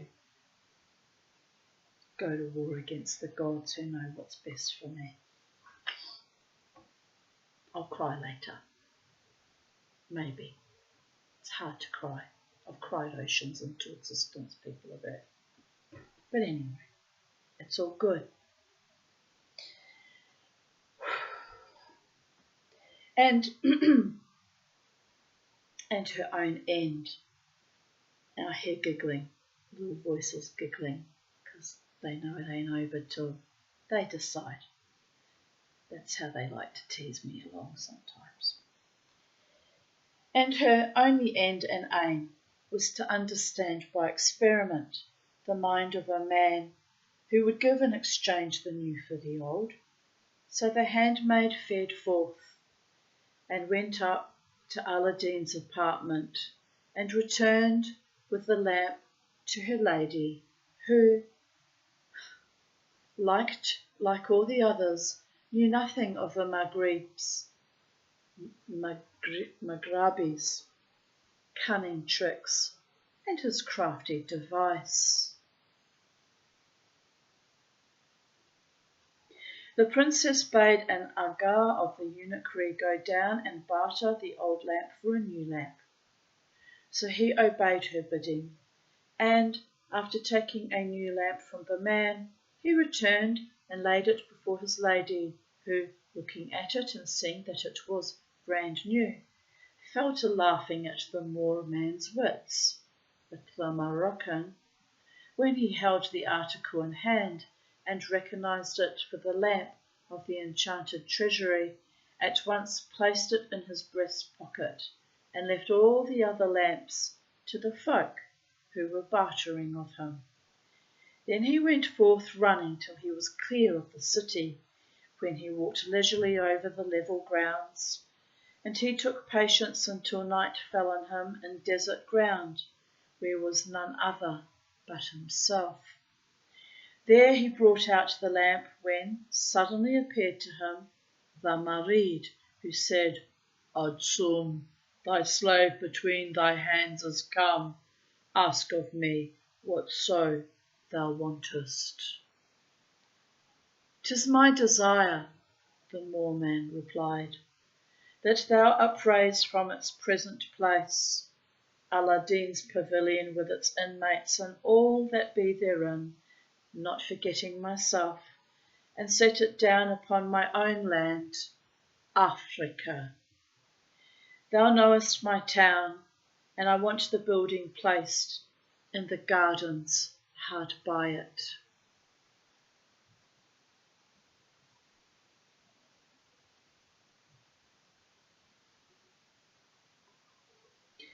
The Marid slave replied, hearkening and obedience.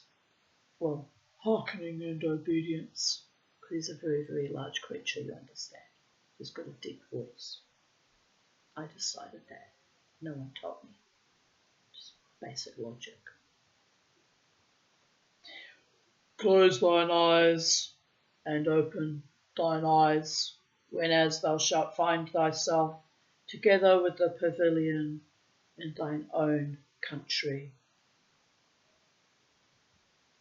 This was done, and in an eye twinkling, the Moroccan and the pavilion, with all therein, were transported to the African land. It's a bit astonishing, is it not? Such then was the work of the Maghrabi the magician. But now let us return to the Sultan and his son-in-law. It was the custom of the king, because of his attachment to and his affection for his daughter, every morning when he had shaken off sleep, to open the latticed casement and look out therefrom that he might catch sight of her abode. So that day he arose and did as he was wont. When the Sultan drew near the latticed casement of his palace, and looked out at Aladdin's pavilion, he saw naught.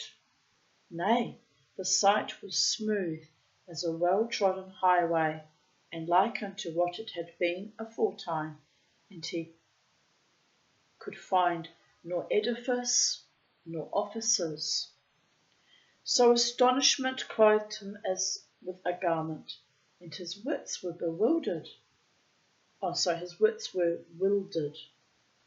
And he began to rub his eyes, lest they be dimmed or darkened, and to gaze intently.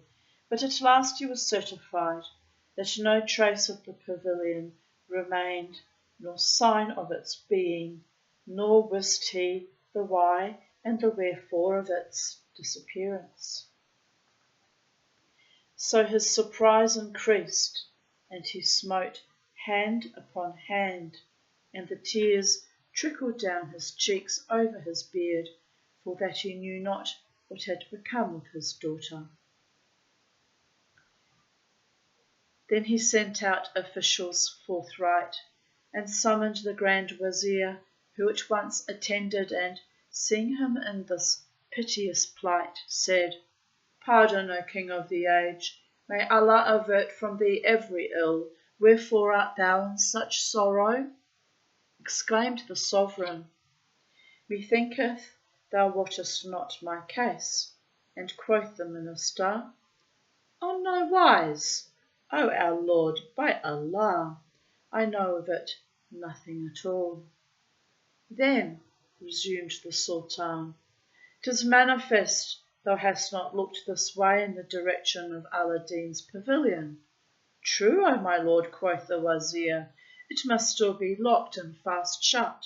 And quoth the king, "Forasmuch as thou hast no inkling of aught, arise and look out at the window, and see Aladdin's pavilion, whereof thou sayest, 'tis locked and fast shut."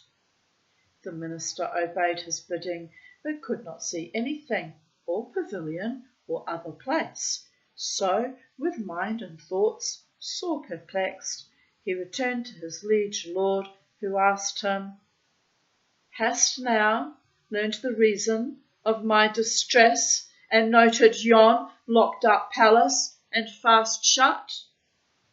Answered the Wazir, "O King of the age, erewhile I represented to thy highness that this pavilion and these matters be all magical."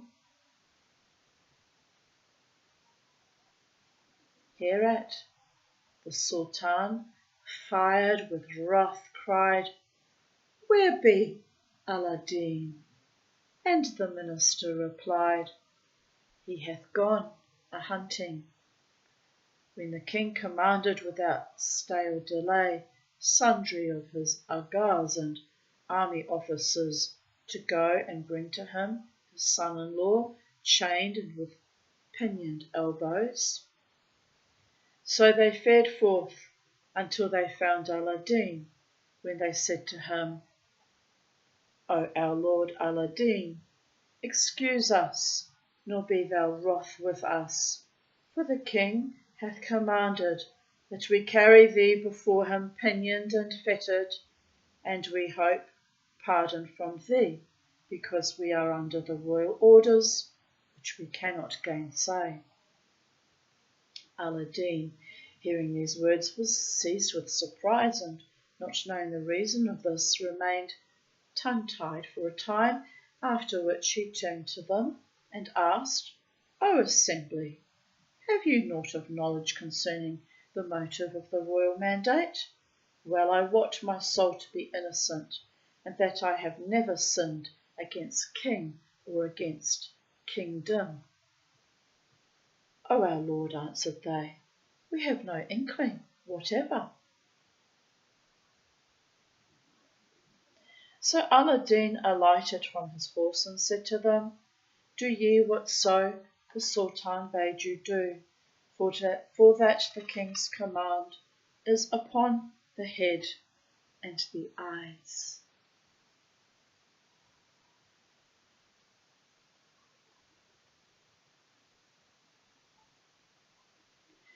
The Agas, having bound Aladdin in bonds and pinioned his elbows behind his back, haled him in chains and carried him into the city.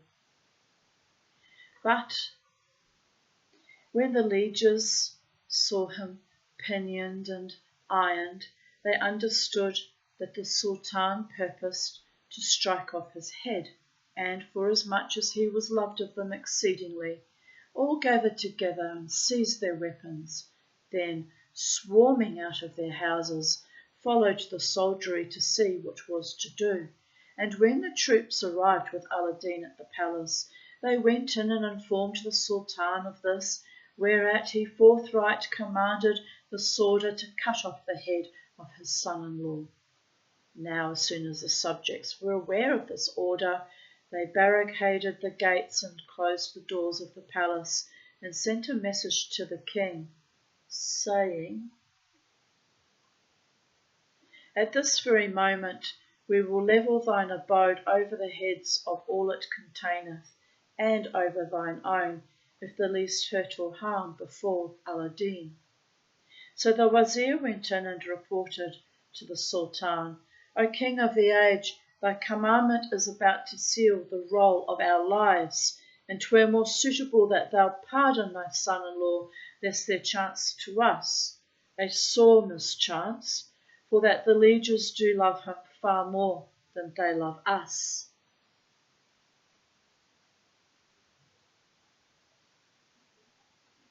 Now the sworder had already dispread the carpet of blood, and, having seated Aladdin thereon, had bandaged his eyes. Blindfolded him, they mean. Moreover, he had walked round him several times awaiting the last orders of his lord, when the king looked out of the window and saw his subjects, who had suddenly attacked him, swarming up the walls, intending to tear them down. All that gold came in handy in the end, didn't it? You can buy love, apparently.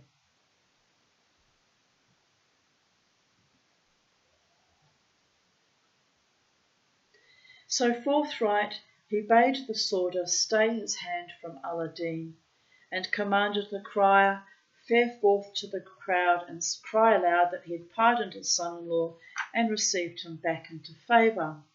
But when Aladdin found himself free and saw the Sultan seated on his throne, he went up to him and said, "O my lord, inasmuch as thy highness hath favoured me throughout my life, so of thy grace now deign let me know the how and the wherein I have sinned against thee." "O traitor!" cried the king, "unto this present I knew not any sin of thine." Then turning to the wazir, he said, "Take him and make him look out at the window, and after let him tell us, where be his pavilion?" And when the royal order was obeyed, Aladdin saw the place level as a well-trodden road, even as it had been ere the base of the building was laid, nor was there the faintest trace of edifice. Hereat he was astonished and perplexed, knowing not what had occurred. But when he returned to the presence, the king asked him, "What is it thou hast seen? Where is thy pavilion? And where is my daughter, the core of my heart, my only child, than whom I have none other?" "Aladdin, where's my daughters? Living their best life." "Oh, well, in this story father and daughter loved each other. So there is that. I mustn't grieve or have envy, but delight in others' joy and wonderment and familial ties and bonds and sweetness. And I'm going to go to water after this. I need water. I need the ocean. I need a cleansing and purifying and a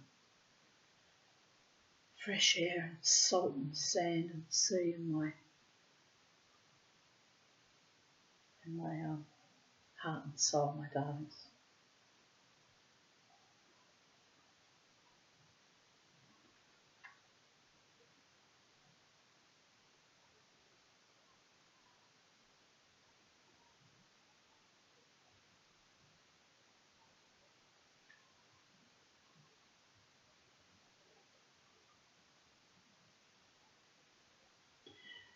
Aladdin answered, "You were nurtured and protected, Tanya. Thank you, spirits.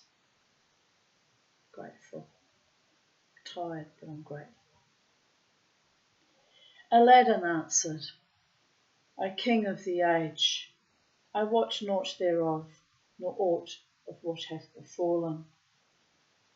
And the Sultan rejoined, "Thou must know, O Aladdin, I have pardoned thee only that thou go forth and look into this affair and inquire for me concerning my daughter. Nor do thou ever show thyself in my presence, except she be with thee. And if thou bring her not, by the life of my head, I will cut off the head of thee." It's a good father wants his daughter with him. I get it. I get it. Like that motherfucker when my daughter had some animal boyfriend when she was living in England. She Skypes me and she says, "I'm with a landscape gardener and I'm a little bit concerned, Mum." I said, "Oh yeah, what are you concerned about?" "Well, he's got big ditches all over his property." "What kind of ditches, daughter?" "He's just digging these massive big holes all over the property, Mum, and he's on the shrooms 24/7. I said, how did you get involved with a fucking shroomer?" You know, another fucking low-life scum drug addict. I'm not opposed to people who do it, for healing purposes on rare occasions, but, the types that are addicted and need that shit 24/7. Weak, piss weak, usually not very nice people too. Anyway. Yeah, he's digging holes everywhere, Mum, and we went to go to Glastonbury tour, and actually she said he went shrooming. His priority was getting the, what are they called? The psilocybin, the gold tops. It's been a bit of a theme in my life, gold tops. A Ouija board spirit tried to get me to take those when I was living here in Brisbane, in Ipswich with my father when I was 16. My father actually took me up to Gympie, tried to source some. The fucking idiot. Thank God he didn't. I would have been dead. We had no idea about what they even were, or dosages, or what to do with it. We knew nothing. I would have been dead, for sure. Anyway, that's a whole other story that I can't go into now, but as a consequence, I never got involved with drugs because I realised it was a means to my end. You should realise these things early in the piece, people, and thereby avoid it and preserve your life and your sanity and your comfortable life surrounded by good, kind people who are not degenerate dead shits like happened to me when I was with Courtney. Just saying. Anyway, so my daughter repeating the family pattern, which is a grave worry, in England, alone, vulnerable, without money, without family, without support. The perfect murder victim when you think about it. No one would have heard her scream or noticed she was missing. Stranger in a strange land, without connections or contacts. Skype's mama. Skype's the mama. Mama T. But her actual, real, authentic, biological mother not just the voodoo mama tea queen, but the real mama, her progenitor, and utterly terrifies me with the story about this, let me just draw a line here so I know where we're at. Utterly terrifies me with the story that she's with this dude and it was all very sweet and lovely for a couple of weeks, but now things are starting to get a bit weird, Mum. Aha, I said. Aha. How'd you hook up with this one, daughter of mine? Oh, well, you know, 'cause I'm backpacking and I needed somewhere to sleep and I met him in a pub and seemed very nice and offered me somewhere to stay and one thing led to another and my daughter's like me, a passionate little minx. Well, I used to be passionate at one time. I'm circumspect and cynical now, but with the right man I might reinvigorate my passions. But anyway, that was the space she was in, my little one. There's no harm, no foul like that.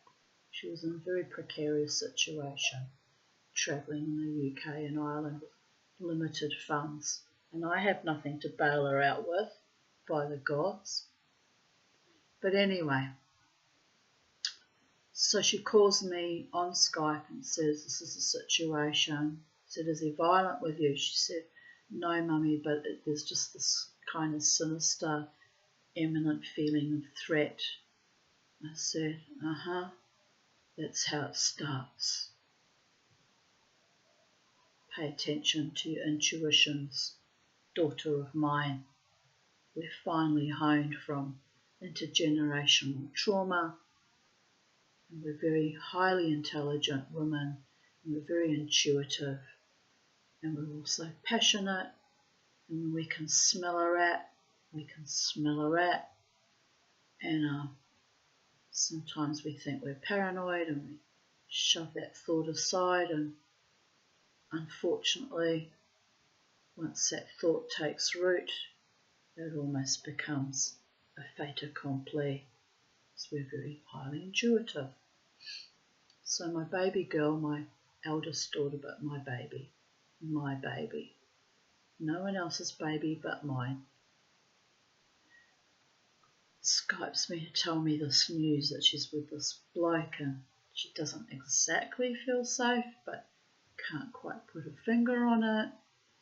And I said, well, you need to get out of there. And she said, oh, no, typical beginnings of battered wife syndrome. Oh, no, things are fine for now. It'll all be fine, Mum. I'll get back to you in a few days. I'll let you know how things are going. So, of course, what do I do best but with my complex PTSD and my innate anxiety, traumas and doubts and fears and worries and not having any money to protect my daughter, went into mama T worry mode, which is a waste of energy because fucking nothing I can do from Brisbane, am I right? So it was kind of a bit of a head fuck on both their parts, to be honest. Hindsight 2020. But the danger was real.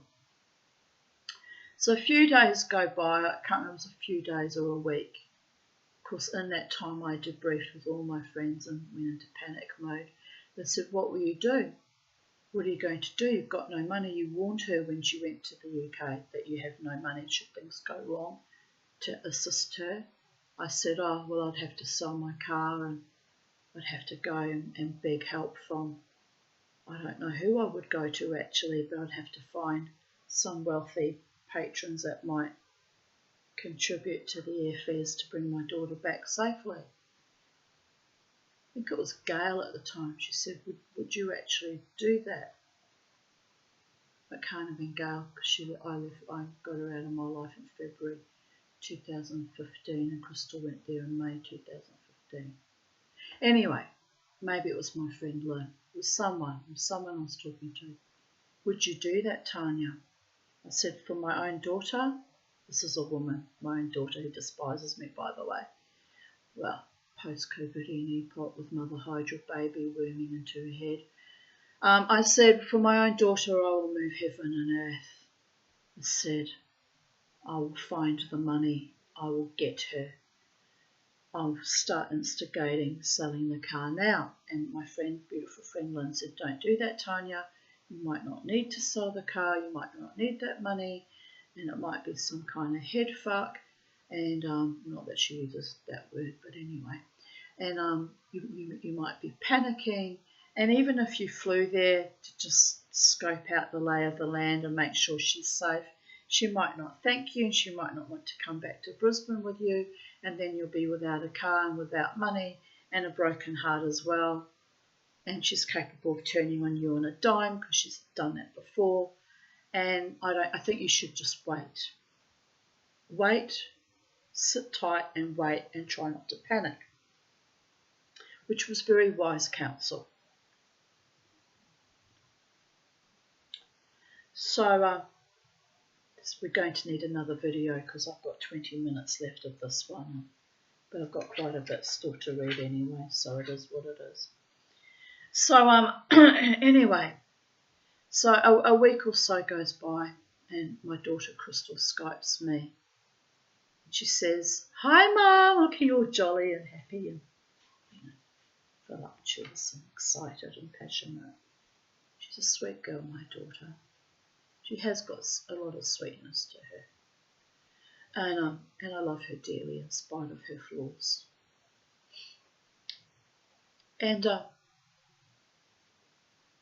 so she looks into the camera and she says to me, "Hi Mum," she says, "I want you to meet Ben. This is my boyfriend Ben, who I told you I'm living with." She kind of looks at me into the camera and there's kind of this, just a bit of a glimmer in the eye. She's acting all jolly, but her just the look in her eyes is like, "Pay attention, Mum," kind of thing. She's fucking lucky that I'm so attuned and intuitive to people I love and their facial expressions. So I'm looking at her and I'm smiling, or we're acting all very, convivial. "Oh, it's so lovely to see you, my daughter." And she's like, "Oh, it's so lovely to see you, my mother." And the dumb motherfucker had no idea that we don't talk to each other like that, as in my daughter and my mother, and he had no idea that it was code between us, like, what the fuck is going on? It's very clever. It was very clever how she and I bounced off each other in that moment. In a crisis, the Tanya can work with you and not against you if you don't come to me as an enemy. Just bear that in mind. What do I call it? Swimming in the deep end. We're about to lose this video, it's flickering. Anyway, I'll try and finish this up quickly. So, Benny boy, Benny, boy chick, mushroom king, wanker, what do they call him in England? Pillock, gets on. "Oh, you're Crystal's mother. Oh, I'm so delighted to meet you." I said, "Oh, that's lovely." I said, "Are you enjoying having my daughter in your life?" But words to those, it wasn't being sarcastic either. And then, probably half joking, but it sounded really sinister, he said to me, "Oh, yes, he said, I've got your daughter now. What are you going to do?" Looks at me quite seriously into the camera. I said, "Oh, have you? You have my daughter now, do you?" "Yes," he said. "What are you going to do about it?" I said, "Well, Ben," I said, "this is what we're going to do about it." "Oh, what's that, Tanya?" I said, "Get a trundle from out under your bed." He turns to Crystal and says, "What's a trundle?" She said, "Oh, it's, a mattress on wheels that you pull out from under a bed." He says, What do you need a mattress on wheels for, Tanya?" I said, "Well, it's like this, Ben. If you think for one moment that you've got my daughter exactly where you want her, and that you're going to hold her hostage for me, and that you're going to play some game with me or my daughter. Be ready, boy. Get that mattress ready. I'll be there in 3 days. What, he says? 3 days? But you've got no money, she tells me. She's all alone in the world, and you've got no money, and what are you going to do? How are you going to get here to good old England? Ben, I said. Benny boy. 3 days. Be ready. He starts shaking. Oh, the frisson, the excitement. But he turns to my daughter and he says, Crystal, is your mother serious? Is she really coming in 3 days? And she, being the sublime actress she really is, turns to him and says, if my mother says she will be here in 3 days, be ready, she'll be here in 3 days.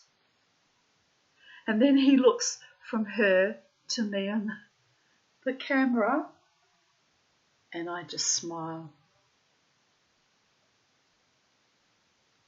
See ya. Click.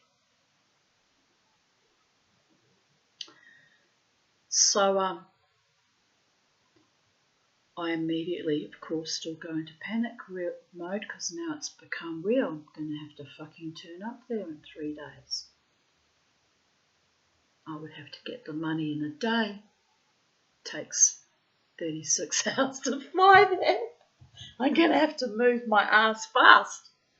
Anyway, as fate would happen, Benny boy freaked out so much that he broke up with her and she was gone from his home and land 2 weeks later. He was that scared that I might actually turn up. Sometimes you just got to out-psychopath the psychopath babies. Psychopaths are usually, unless there's someone of the calibre of Hannibal Lecter, are usually piss-weak bully boys who very quickly dissemble into someone more powerful than them. So anyway, on that note, I'll just finish off